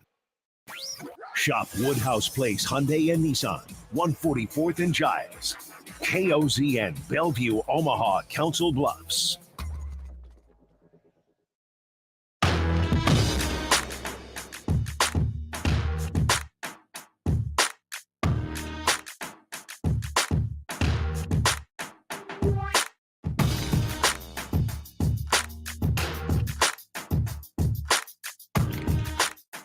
All right, how about this for NCAA story of the day? So we've talked about the waivers and how they're just giving them out like crazy, right? We have denied. I mean, the transfer process is already a thing where guys can just transfer willy nilly, and if for whatever reason you don't fall under the rule of being able to transfer for free, then you still have to go through the waiver thing, just like everybody else does. And you're likely going to get approved. Now, this isn't a transfer situation, but it is an eligibility situation for a Rutgers linebacker, Drew Singleton. The NCAA today has denied Drew Singleton's appeal for reinstatement in the 2022 season. Here is Drew's situation. He went undrafted this year. He declared for the draft after Rutgers lost to Maryland. He thought that was the end of their season. Rutgers then was the replacement team in the Gator Bowl. Singleton came back, rejoined his teammates, and played in the game on just 8 days' notice. And in the game that he wasn't supposed to play in and wasn't going to play in, he suffered an injury and then went undrafted. Okay. Ooh. Yeah. So you think, I mean, I know we're not talking exclusively about like goodwill here, but doesn't the NCAA want the players to play in bowl games? This guy did that in a situation where he knew that he could have got injured and it could have affected his draft status. Now, does he get drafted? If he plays in the game and doesn't get hurt, you could never, you don't really know that for sure. Greg Schiano says this: I stated my feelings beforehand. They want guys to play in bowl games. I don't know. Not many teams have accepted a bowl game on 8 days' notice, had 2 practices, and went and played. I don't think so. A draft-eligible player comes back to play, and that to me is pretty special. Unfortunately, he got hurt. I just struggle. I think that's extenuating circumstances. I understand the whole amateurism rule, but 8 days' notice, that's extenuating circumstances. I am not sure how you can define that. You get a team ready to go, get a plane during the second biggest outbreak of COVID, and say that's not extenuating circumstances. I don't understand that. Declared for the draft, came back, played the game, didn't get drafted, wants to come back to Rutgers, and the NCAA says no. Yeah, Thoughts? I think I would tend to gravitate towards the player on this one. You don't want to disincentivize the playing in bowl games. They did you a favor by letting you play the Gator Bowl. Singleton had accepted expenses from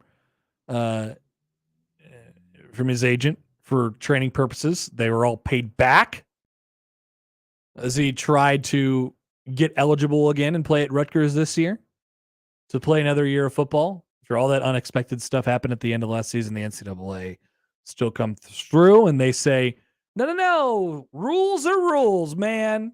And we just can't go breaking them willy-nilly for people. That's definitely not why we have this waiver process. The whole point of the waiver process is, and look, I don't know if we know all of the details in the situation, whatever. But the whole point of the waiver process is, which the idea is I actually agree with.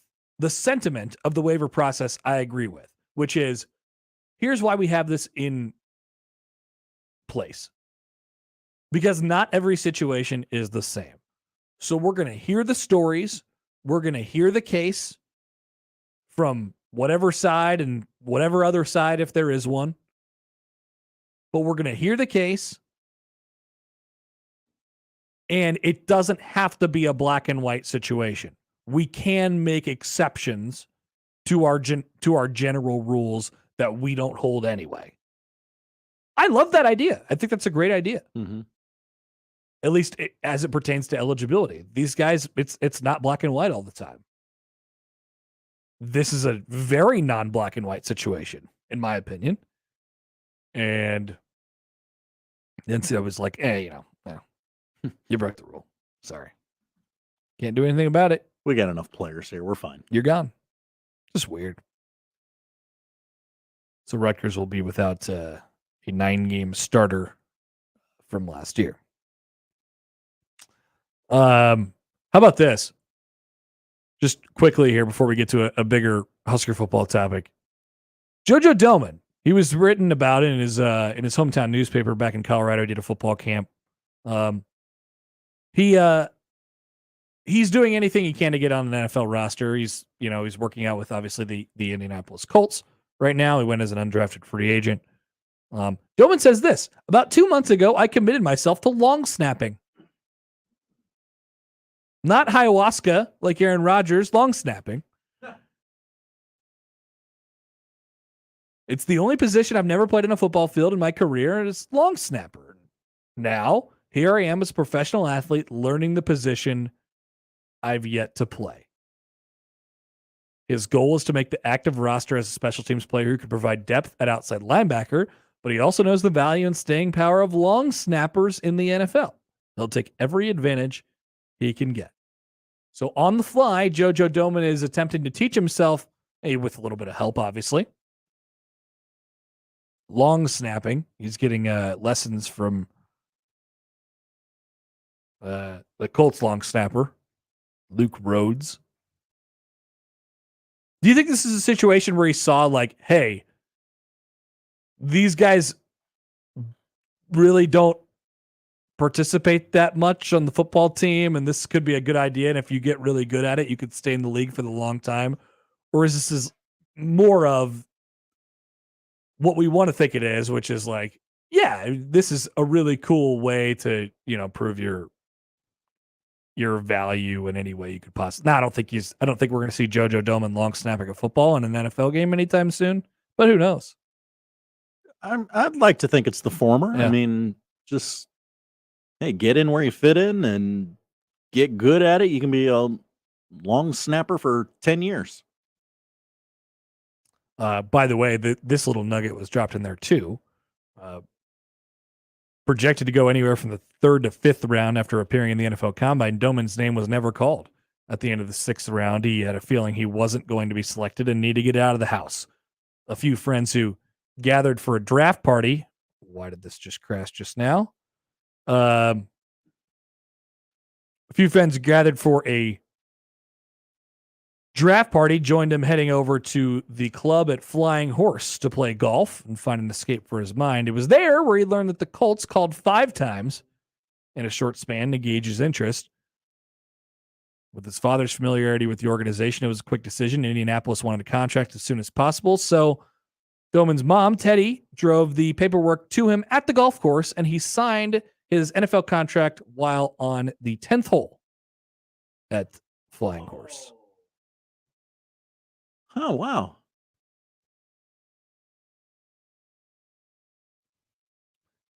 Had to be a frustrating day of, sitting there. It's like, well, they said that I might be able to go in the 3rd to the 5th round. 6th round gets over with.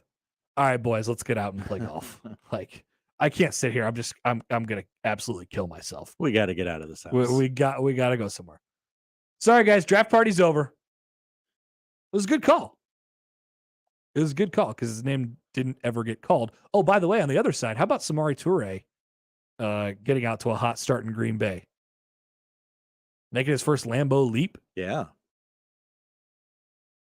Many were calling it the highlight of the night, the Packers open family night practice over the weekend. That one was pretty predictable, right? Yeah, that guy is going to go in the NFL and be okay. I also saw more Huskers in the NFL stuff quickly. I also saw a video of Cam Jurgens versus Jordan Davis in a one-on-one. Yeah, someone sent that to us, Did right? you see that? Wasn't pretty. It was not. I don't think it's going to be pretty for a lot of people, and it's just one rep. But, yeah, I think that Jordan Davis guy from Georgia, I think he's okay. I think he's okay. Cam Jurgens is a pretty strong guy, pretty strong and fast guy, but yeah, it's got a little. He got pushed back a few steps there. He held it like Jurgens held up as long as he possibly could, and he did not get pushed over. He was just getting leaned on a little bit. He did just get moved like a sled. Yep. Yeah, really, a really heavy sled that sort of fights back. That's basically it. All right. I want to hear from you guys. 402-951-1620. You can call. You can text into the show as well. Tweet at Connor Happer, at Happer Show. So this is part of the reason it's connected to what we were discussing earlier. Nebraska's poor record in games in which they're underdogs. I mean, their poor record in games in which they're favorites. Once again, they're 13-11. Outright as favorites over the last 4 years. They are 2-18. As underdogs outright over the last 4 years. I still haven't tweeted out that spreadsheet, which I'll do, and I'll continue to edit here in just a little bit. I was thinking about this a little bit over the weekend. How much, and this is where I need your guys' feedback. How much do we need to be thinking about what's happened? Like, what is the percentage? Because I know it's some. It's definitely not none. It's not a totally clean slate for this football program this year, obviously. But how much do we need to be thinking about what has happened over the last 4 years when we think about what will happen this year?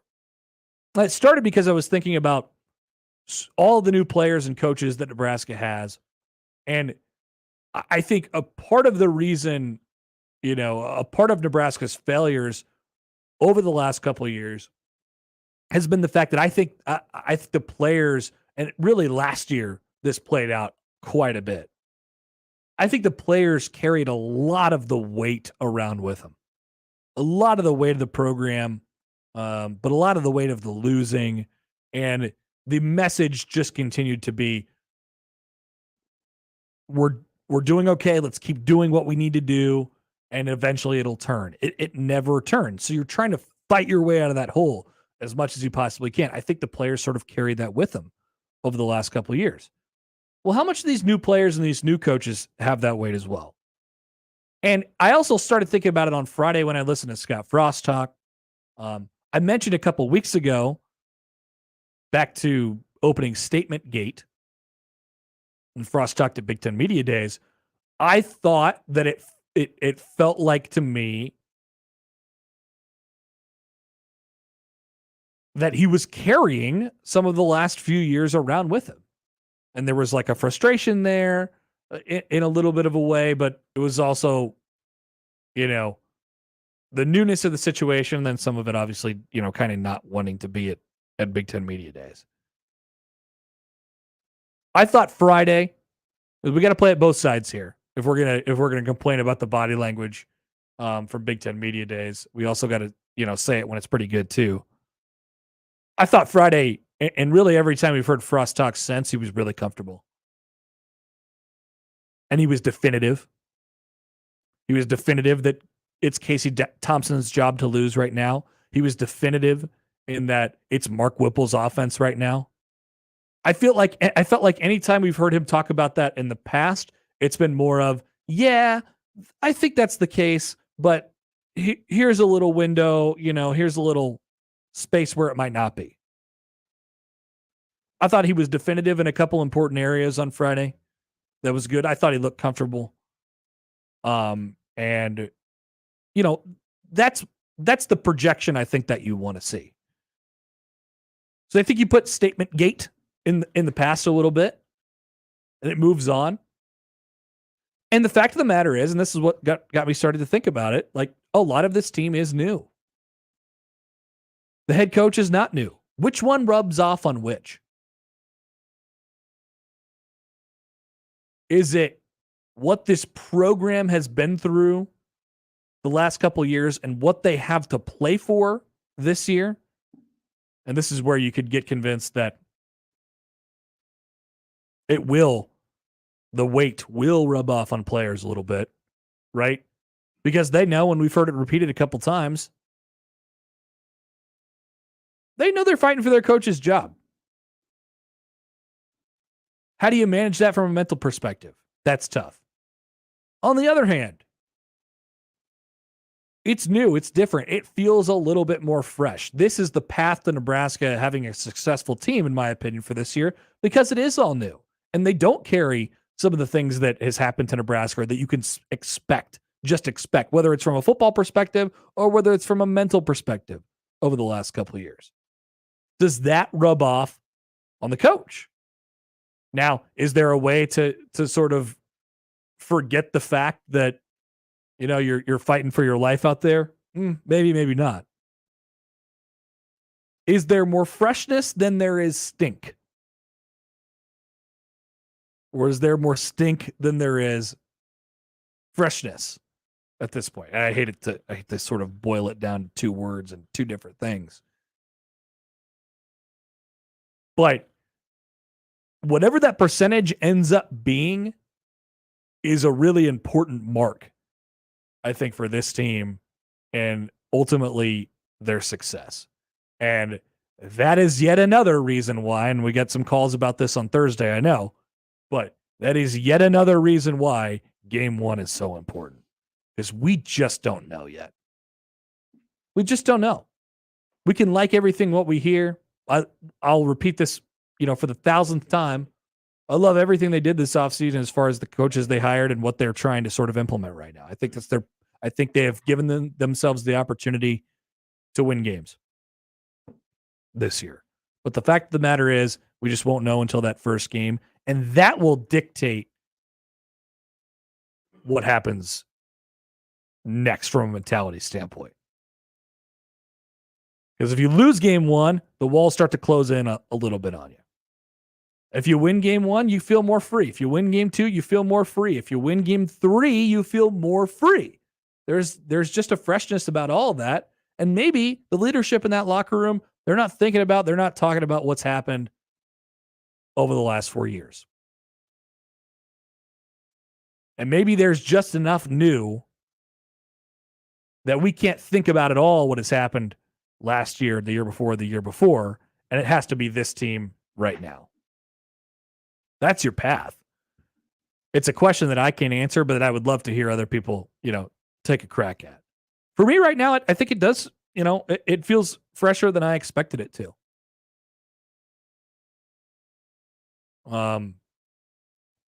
A lot of I think there's a confidence in the way the defense is operating as always. Like I said, I like a lot about what Frost had to say on Friday. You have a new quarterback. That always helps. And you have different faces and leaders and sort of a freshness about not just the offense, but the entire team. New kicker, new punter, right?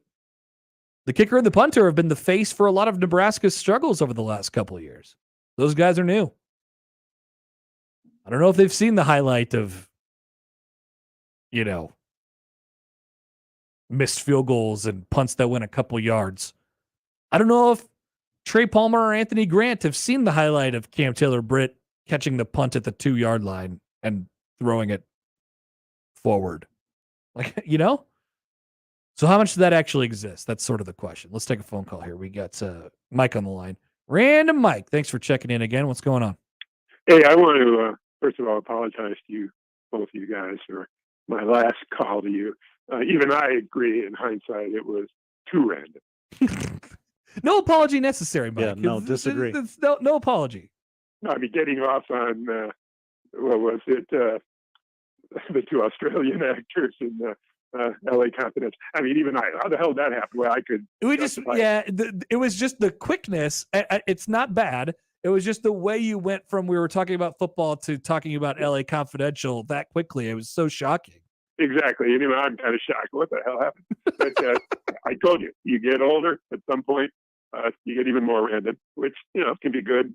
You guys appreciate random, and I appreciate that. And in a way, I'm trying to put myself, like David says, put yourself in the other guy's shoes. It's just a good way to live. Yeah. And for example, if you go to see a great musician or a great orchestra or band or whatever, you want them to play, your favorites. But guess what? From their point of view, they get tired of playing their favorites. So they like random stuff. You see what I'm saying? That's right. And you guys, what you do, and it's tough to do your show when Nebraska is in the major sports are as bad as they are. You want something that's maybe a little random. I appreciate that. Let's spice it up. Not crazy random like I was last night. But hey, you mentioned two guys that I am really rooting for. Dedrick Mills. Boy, I am rooting for that dude. And the way he came public, about his mental health issues. Yeah. And that does a lot of good. Oh yeah. Oh yeah. There's no doubt about it. It's good to talk about it from a personal standpoint and, for everybody else too. And imagine you're a young guy or girl and or you're a Husker fan and you look up to these guys and the guy's talking about these kind of problems that nobody used to ever talk about or even deal with before. Who knows all the impact that has on them, to get help. And it's a big problem, in our country. But I respect him so much. And I thought he was an outstanding player when he was healthy. And, he's kind of on the edge of the NFL, like Jose Boas. And for him to do well in Canada, that really makes me happy. Oh, yeah, same. He was always a treat when, we got to talk to him down there. And I'm with it. He was injured a little bit too much. And then they sort of never, they never really figured it out what the right fit was for him in the offense. There was a couple games where he really shined though. Remember that Wisconsin game? Oh, absolutely. Yeah, we ran for about 200 yards, like 188, I think. And Connor, that's a big deal. Yeah, and then huge. When he was healthy against Rutgers, I know it was Rutgers. Yep. It was a better Rutgers team, and he was awesome. And he had this, I watched Mike Rozier a lot. In a way, he was similar to Mike Rozier in the way he went into contact. Just a real tough guy, and he handled himself so well. And JoJo Domann, such a great leader and a great player. I mean, what he did against Ohio State. I mean, were you guys shocked that he wasn't drafted? And his dad's an agent. Yeah, I thought it was pretty surprising. It was it was never exactly clear to me where he, nobody could reach a consensus on him. And that always sort of worries you a little bit when you're looking at the chances of getting drafted. So there was always a chance, but yeah, I was a little surprised. And I'm definitely hoping for the best. And hey, great, get in any way you can.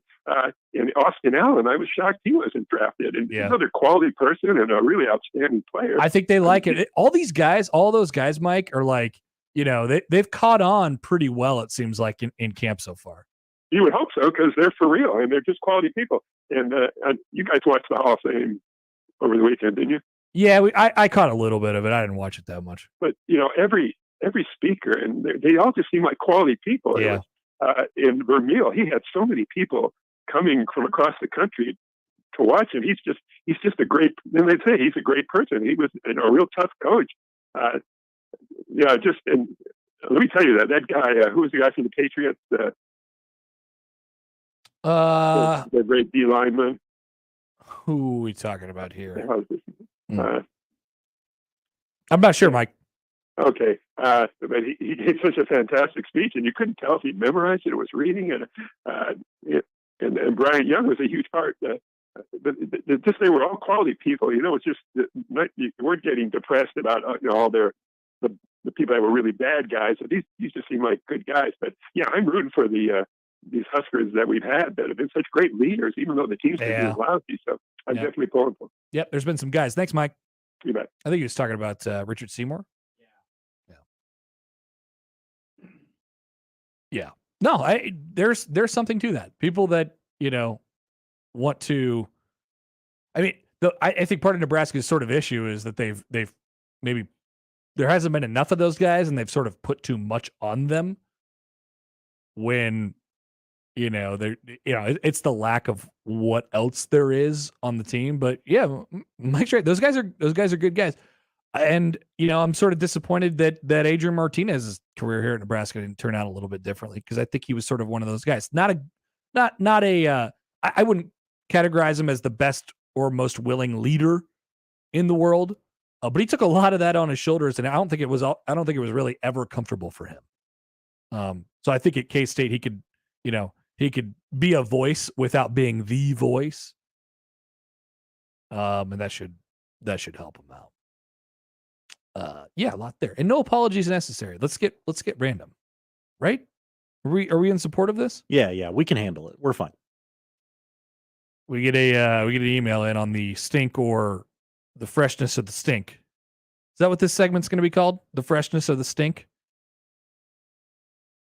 That's probably not right. We can do better. Yeah, I think so too. You're usually good at that. We'll workshop it. Reed emails into the Equitable Bank inbox. More stink. If we lose one out of the first 3 games, Frost is gone. We aren't winning enough with in-state recruiting. I'm throwing that little tidbit in there.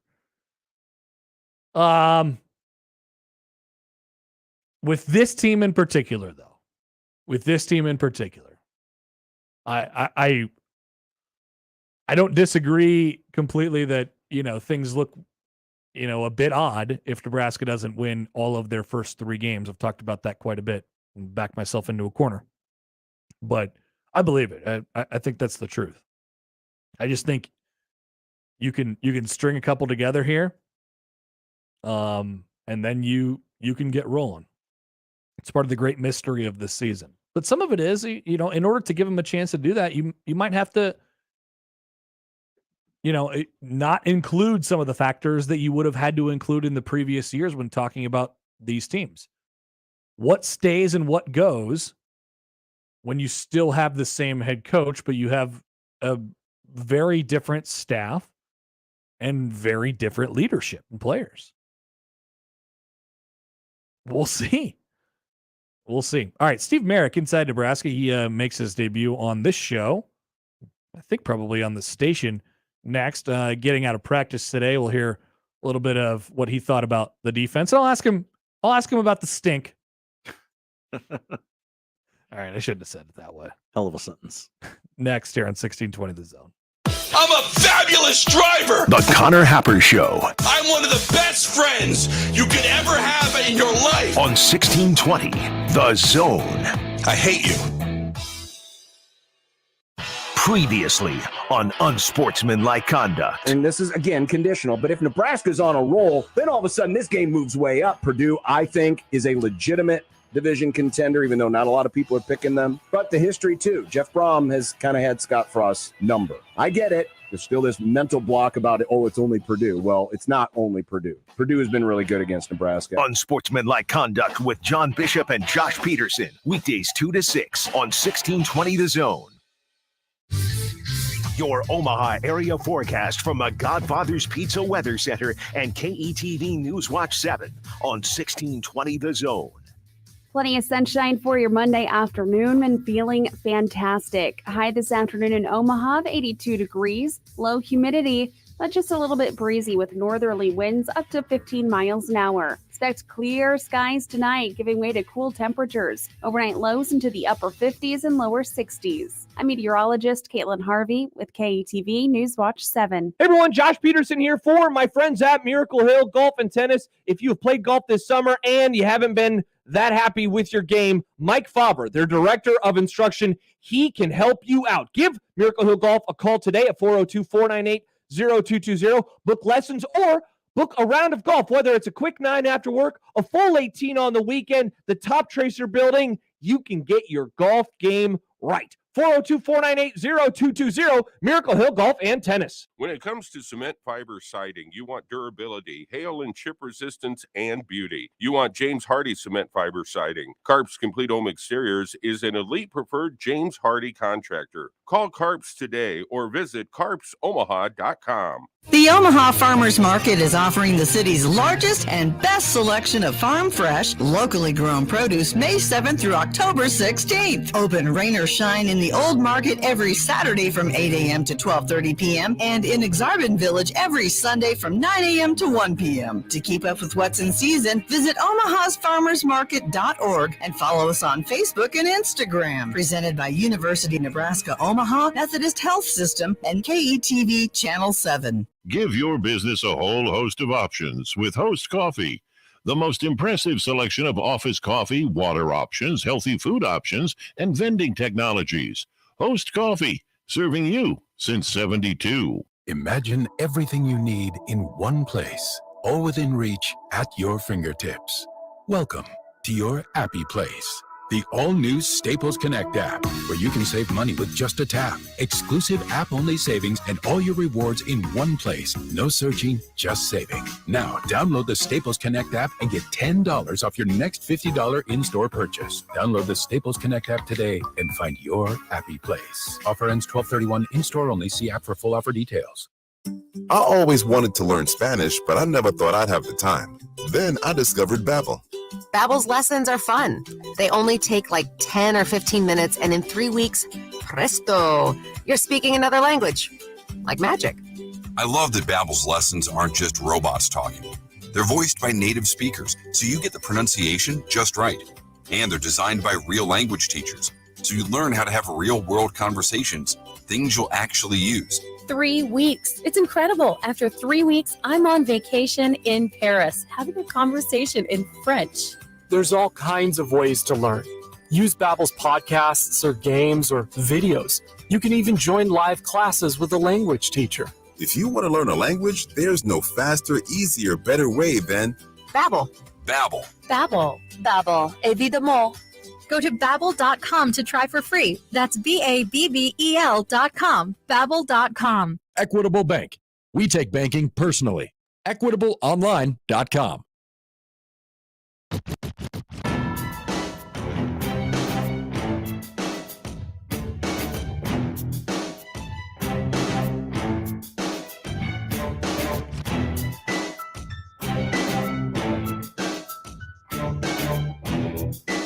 All right, welcome back. More of the Connor Happer Show. 1620 The Zone, 1620thezone.com. Time to get a hold of Steve Merrick here in just a second. We did get a couple texts here. Mostly negative stuff coming back. All right. Interesting. Text line, not sure why everyone thinks Nebraska is going to beat Northwestern.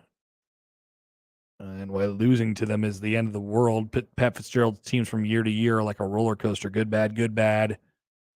and last year was bad. Is that enough of a reason to think? I mean, first of all, here let's not make them out to be even if we stick with the theory, right? Even if we stick with the theory of each year they vacillate from being good to bad to good to bad to good to bad, and because of that they were that they were bad last year, and because of that they will now be good this year. Let's just say that that's the inarguable truth. Are we still saying that Nebraska doesn't have a chance to beat that team? Good for them, right? Good for Northwestern. So, I don't know.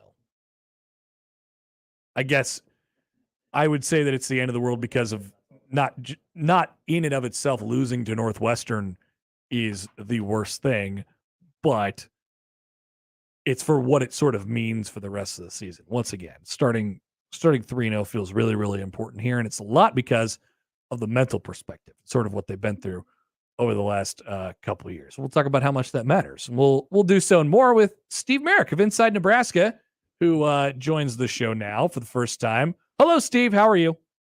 Hey, I'm doing great, guys. Thanks for having me. No problem. What did we learn? Today was the first day after the scrimmage that everybody wants to know, so we always dig in on the first day afterwards. What did we learn about what happened on Saturday today? Yeah, the main thing that I kind of took away from Eric Shenander's time at the main podium was he really liked what he saw. His quote was, "There's a lot of good. There were some things to clean up, but he liked how the first team defense played, and he liked how they tackled." So that was you don't always hear that from defensive coordinators, and I thought that was kind of a telling moment that he truly did kind of like what he saw out there on Saturday. So yeah, he just kind of went on throughout the whole defense, each level of the defense, and kind of just talked about what he liked, what he didn't, what he wanted to see more of, who he thought did well. And it was just kind of overall, I think, just judging from what he said, it was kind of a positive scrimmage for the defense. He talked a little bit about, and this is sort of a theme and a theory that's been going on throughout fall camp, sort of the pass rush and how much they might be able to sort of make up there and be a little bit more of an opportunistic defense. He talked about that a little bit today. Do you think that will be the case? For me, Eric Shenander seems like a guy who likes to sort of play around with different pieces that may not fit exactly into one position. This is one that he can sort of play around with, I think, a little bit as coming off of last year where they had guys really locked into spots and roles and doing, and that's not to make that out to be a bad thing, but this feels like an Eric Shenander defense to me, that they might be able to get more out of it than some might actually think.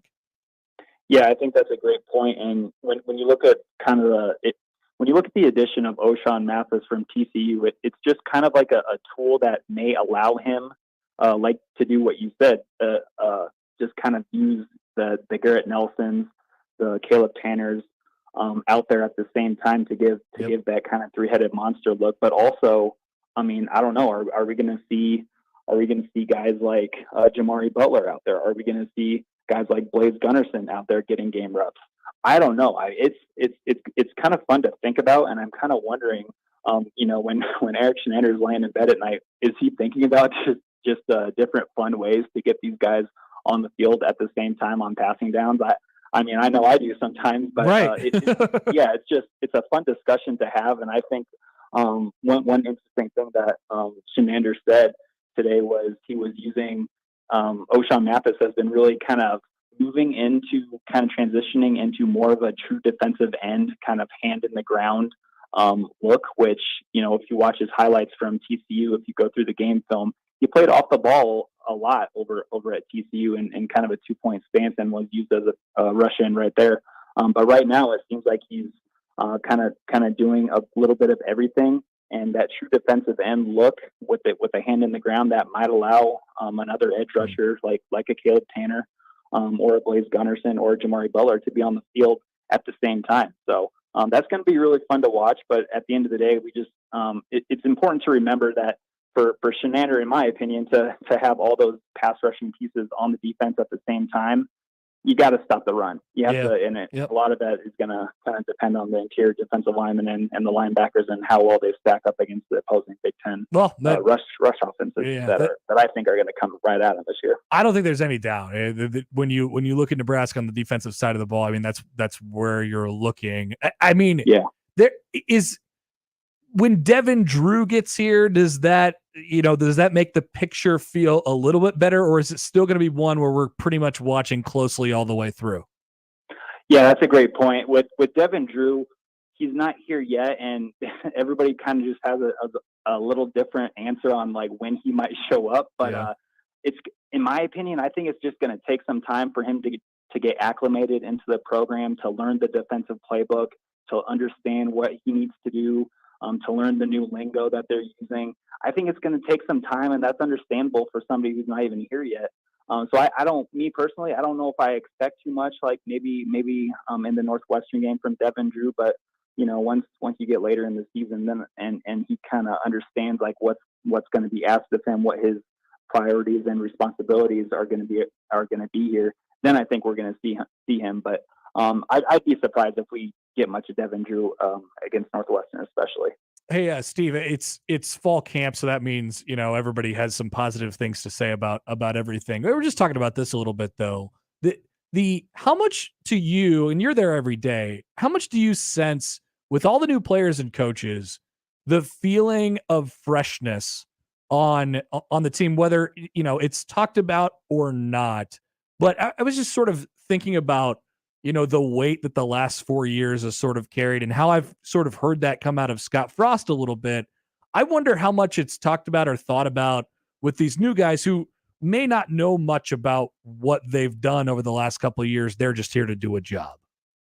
Yeah, that's an interesting point. And I do think that there's a little bit of that because, with 33 new faces on the team, that's a lot of guys, and a lot of those faces are going to be, I think, playing a lot of football for these for Nebraska this year. So they haven't, a lot of those guys haven't been here in the program. They haven't kind of suffered through some of the things that some of the veterans here on the team have.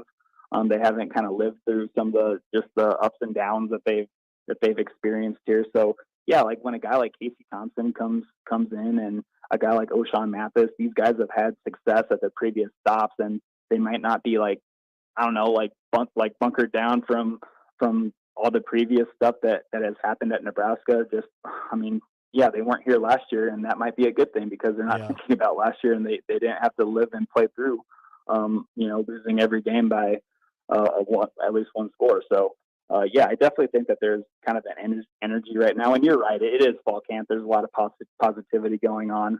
I definitely think there's a little bit of a freshness feeling around the team. There will still be, and you'll feel it when, Nebraska loses their first game. There is still always going to be, hey, we have to play because we know what we're playing for and we know what's on the line here. And, if we don't win, the coach is probably gone. Like, I wonder how quickly that sort of crops up into whether it's the season. It's another reason why, Steve, I think those first 3 games are just huge, because you may be able to sort of forget about it if you're 3-0 and you're focused on the task at hand. Yeah, absolutely. I mean, it's the first sign of trouble. I could see this thing getting off the rails real quick, right? I mean, I don't think that's kind of a stretch to say. Just from the mentality that we've seen the past 4 years with these teams, it just seems like when something happened, it affected the entire team, the entire program. I'll be interested to see kind of when that first loss or when that first kind of bad thing happens, how this team responds. Because there's, like I had mentioned before, there's 33 new faces on this team. We don't know how they're going to react when something like that happens, and everything that comes with it, with like social media and the media and coaches and everything. When that all comes together, when something bad happens, I'm just kind of interested to see how is it going to be a massive downhill slide, or is there going to be like a change from last year where some mental toughness comes into play, leadership kind of stands out, and they kind of power through it. But I mean, so far that hasn't happened with Nebraska football, so I'll be really interested to see when it comes and when it does get here, how they react to that. Hey, Steve, I don't know if we'll be seeing a depth chart anytime soon, but you gave it a crack over at Inside Nebraska. How do you think the wide receiver thing shakes out? It's gone from Mickey Joseph is going to find 9, and now we're down to 6. So maybe it feels like we're paring down, or we're trying to find a couple guys to sort of step up in these last couple weeks before Nebraska's first game. How do you ultimately think that shakes out? And are we looking at more new faces than old, or sort of a blend there? Yeah, wasn't that interesting when Mickey Joseph kind of came out in the spring and said he wanted 9? Yeah. And then all of a sudden in fall camp that got trimmed down to 6. I'm like, when I heard that, I just kind of like had a little chuckle to myself. But I think that there's going to be a really good possibility that there's going to be a ton of new faces in the starting rotation, led none other by Trey Palmer. I think Trey Palmer has a lot of talent. He showed great flashes at LSU, and I think that he has the ability to be the really talented playmaker that Mark Whipple has had in his offense at his previous stops. Like wherever Mark Whipple has coached, he's always kind of had one guy he's kind of identified as his guy and kind of featured him in the offense. So I think Trey Palmer definitely has that potential in him. And boy, he looked really good at points in LSU. And I'm just curious how that transitions and comes over to against Big Ten defenses. But yeah, when you look at guys like Isaiah Garcia Castaneda, he didn't practice at all in the spring, which makes me a little bit weary of him. But with a guy like Mickey Joseph coaching him in a full fall camp, he's fully cleared and healthy. And I'm just wondering if he can be that kind of deep threat, because we saw the speed at New Mexico State and it's really good. But I'm wondering how close his tape from New Mexico State looks like what we're going to see on Saturday from Lincoln. So that's going to be really interesting to see. And Omar Manning and Marcus Washington. Marcus Washington really intrigued me because he has the most experience catching passes from Casey Thompson out of everybody in the room, but he wasn't here during the spring either. So there's just going to be a lot of newness going on with the quarterbacks and receivers. And it's going to be really interesting. And Alontae Brown too. Yeah. That might get his kind of opportunity that he's waited a couple of years to do. So, and then you got the guys who've been here like Omar Manning. I think those are some really, he had some success last year, but I just think that everybody wants more from him, just because when you look at him, you see a 6'4", 225-pound just freak of nature out there, but he just doesn't have the production to back it up. And I'm just wondering if a guy like Mickey Joseph can bring that out of him. And if it does, everybody remembers just some big receivers from Nebraska in the past, if he could be the next one. And we haven't had those in a while. So, there's going to be a lot of new faces in the receiver room. Sorry, that was a really long answer. Hey, look, I think you found them. I think those are 5 or 6 right there. So you pretty much got it. All right, Steve. Yeah, absolutely. And kind of a sleeper, I'm kind of curious what you guys think of Brody Belt as kind of like a slot receiver, a guy that can maybe stay on the field and do a little running back and slot receiver and kind of make the defenses prepare for yet another thing when they're playing Nebraska. What are your thoughts on that? All you hear is good things from the coaches about him. I know, yeah. And then when he plays, all you hear is sort of groaning from the fans. It's like, what are we? So they got to find find the right thing for him to do on the field. But I think there's probably some playing time out there. There's some snaps out there for a guy like him for sure. Yeah, the thing about Brody Belt is the coaches trust him. That's obvious when you look at the kind of the back half last year when kind of they were searching for bodies to play running back. He was out there and it was pretty clear to me that the coaches trust him. And I think in certain situations, I think a guy like Brody Belt can be utilized. So it'll be really interesting to see what a guy like Joseph can do with Brody Belt too. Yep. All right, Steve, we'll let you go. Appreciate you taking the time, and we'll do it again sometime. All right. Thank you so much, Connor. That is Steve Merrick, Inside Nebraska. It's the Rebels network over there. We'll check out his 2-deep projection. Gave a crack at the depth chart. Like I said, I don't know if we're going to be seeing that anytime soon for at least as it's released officially, but imagine it's relatively close. Honing in. We're getting down to the whole conversation about everything being open and somebody going up and grabbing the job. That's That's going away. We're getting more toward, okay, we got our guys. Now we got to get in on the details. We're getting to that point in camp. It'll only be a matter of time before somebody says, oh, I hate camp. We got to go hit somebody else now. I think we're on schedule for about next week there. Players are tired of hitting each other. Yeah, we're tired of hitting each other. I want to go hit somebody else. Hit somebody with a different colored jersey. That's about a minus 650 to come from Garrett Nelson, I think. I'm sick of hitting my home guys. I want to go hit somebody else in the face. That's the quote. That exact quote's going to happen at some point. Speaking of hitting people in the face, Derrick Henry practicing stiff arms. Yeah! Let's go! Breaking helmets, just putting them into the earth. Yeah, during practice. He'll do that to you in the game.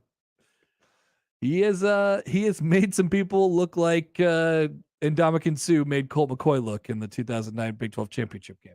Dare I say, people forget about Derrick Henry. People do actually forget about Derrick Henry. They really do. There is a lot of talk of other people not named Derrick Henry. Mm-hmm. Turns out Derrick Henry still good. Comeback player of the year. All right, we'll come back. We have the poll questions. Tell you what to watch tonight. Second to last, Better Call Saul. We'll be curious to get the description because I don't know it yet. Oh, you're gonna get it, Connor. Next on 1620 The Zone. Titans were the 1 seed in the AFC. You could win $5,000 to have the ultimate tailgate party on 1620 The Zone. Enter now at 1620thezone.com. Finding great candidates to hire can be like, well, trying to find a needle in a haystack. Sure, you can post your job to some job board, but then all you can do is hope the right person comes along, which is why you should try ZipRecruiter for free at ZipRecruiter.com/radio. ZipRecruiter doesn't depend on candidates finding you. It finds them for you. Its powerful technology identifies people with the right experience and actively invites them to apply to your job. You get qualified candidates fast. So while other companies might deliver a lot of hay, ZipRecruiter finds you what you're looking for. The needle in the haystack. See why 4 out of 5 employers who post a job on ZipRecruiter get a quality candidate within the first day. ZipRecruiter, the smartest way to hire. And right now, you can try ZipRecruiter for free. That's right, free at ZipRecruiter.com/radio. That's ZipRecruiter.com/radio. ZipRecruiter.com/radio. Today on Hey Culligan, soft water, cleaner environment. What do you say, Greg? Hey Culligan, are you saying if I have a Culligan high-efficiency water softener, I'm also helping the environment? It sounds like you're saying it, Greg, and yes, you are, because with the Culligan high-efficiency water softener, you'll use less detergent, soap, and harsh chemicals, and that's good for the planet. Now you're saying it. You bet I am, Greg. Soft water and a cleaner environment is already on the way. Let us help you out with a free in-home water test from a local Culligan water expert at Culligan.com. I want to take more chances with the embroidering. Henley's vision for a new clothing line is coming into focus. Dramatic. They'll need an on-staff photographer to put their collection in the spotlight. Why is no one taking shots of these? Indeed can help them hire great people fast. I need Indeed. Indeed you do. You can schedule and conduct virtual interviews all from your employer dashboard. Visit Indeed.com/credit and get $75 towards your first sponsored job. Terms and conditions apply. Suck it up. It's not a big deal. Snap out. Just get over it. We've all heard it. But if you're experiencing extreme stress, it's not just in your head. It can affect your entire body because toxic stress can hurt us physically without us even knowing it. If you've lost a job, worry about your next meal, or have trouble making it through the day, if you're feeling the effects of stress, we can help. Text stress to 211-211 to find a solution. With video games, I'm often choosing between what my kids want and what I think is best for them. Hey, Mom, how about this one? Rated T for teen with violence and suggestive themes. Let me check the rating summary. Frenetic combat, cries of pain, female warlords expose cleavage. Maybe the other one's better. The rating summaries are free. Use them, and you'll be armed with the world's most powerful weapon, knowledge. For more information, go to esrb.org. Listen to 1620 The Zone anywhere, anytime. Online at 1620thezone.com and on the 1620 The Zone mobile app. You can hear all of your 6A to 6P favorites in the 1620 The Zone app, powered by Woodhouse Auto Family. All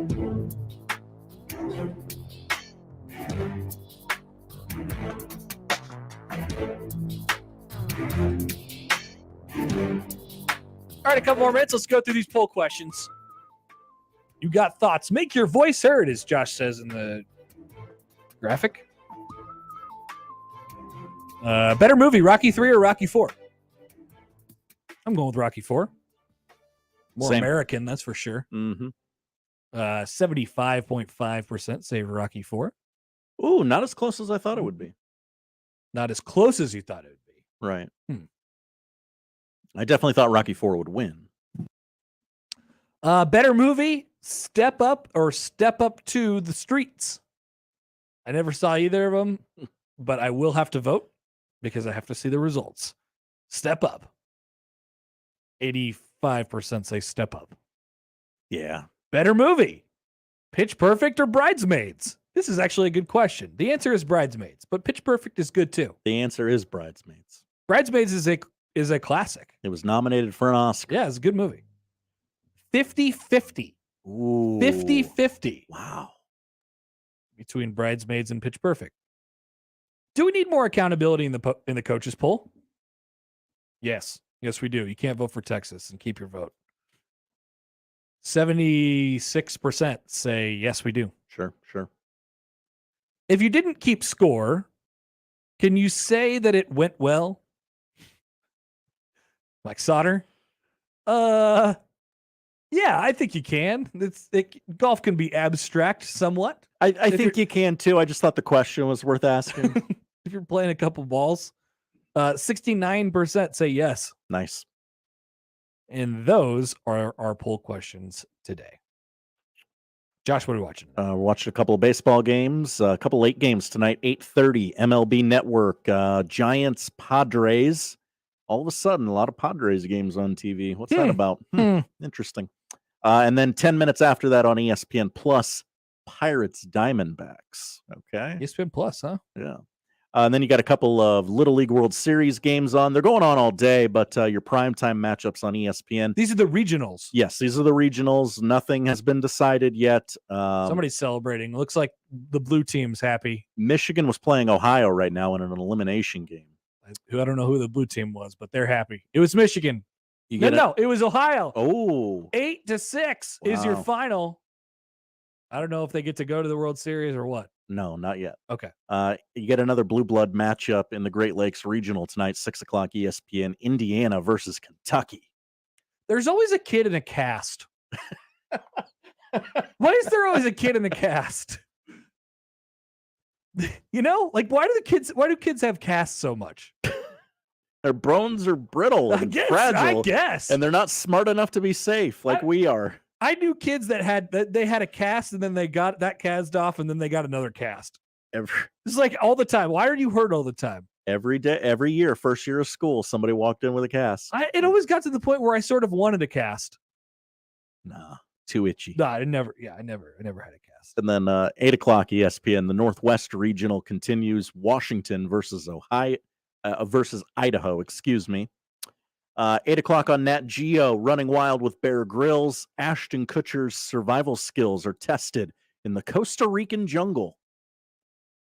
Cool. We're going to drop Iowa's own Ashton Kutcher into the jungle, see how it goes. And finally, come on, AMC. Give it to me. 8:00. Two more. Or is it 9:00? I don't know. 8. Better Call Saul. Tonight we learn about what happens to Kim Wexler. Is my prediction. In the series' penultimate episode, Waterworks, that's the title. Oh, no. The description that sounds bad. Is the stakes are raised when a discovery is made. Oh, God. Ooh. They're so generic. Yeah, that tells me nothing. They're so perfectly generic. Tonight I predict that we find out what the fate of Kim Wexler is. Is she alive? Is she dead? Does she not care about Jimmy? Does she care about Jimmy? I have no idea. Versus 6 weeks ago, the odds of her running off into the sunset have improved. Would you, or not? would you say? I think you have to readdress it. You have to readdress it. Okay, because we will check in with Kim Wexler at some point. I thought she was a lock to die 6 Early. weeks ago. Yeah. And it hasn't happened yet. I'm like, okay, you don't need to do that in the last episode or two. Like, you can kind of let her get away at this point. But I don't know. It's a big one. Second to last episode of Better Call Saul. All right, thank you, Josh. That's what we're watching tonight. And that is the show. If you missed anything, 1620thezone.com. Crossovers next. Live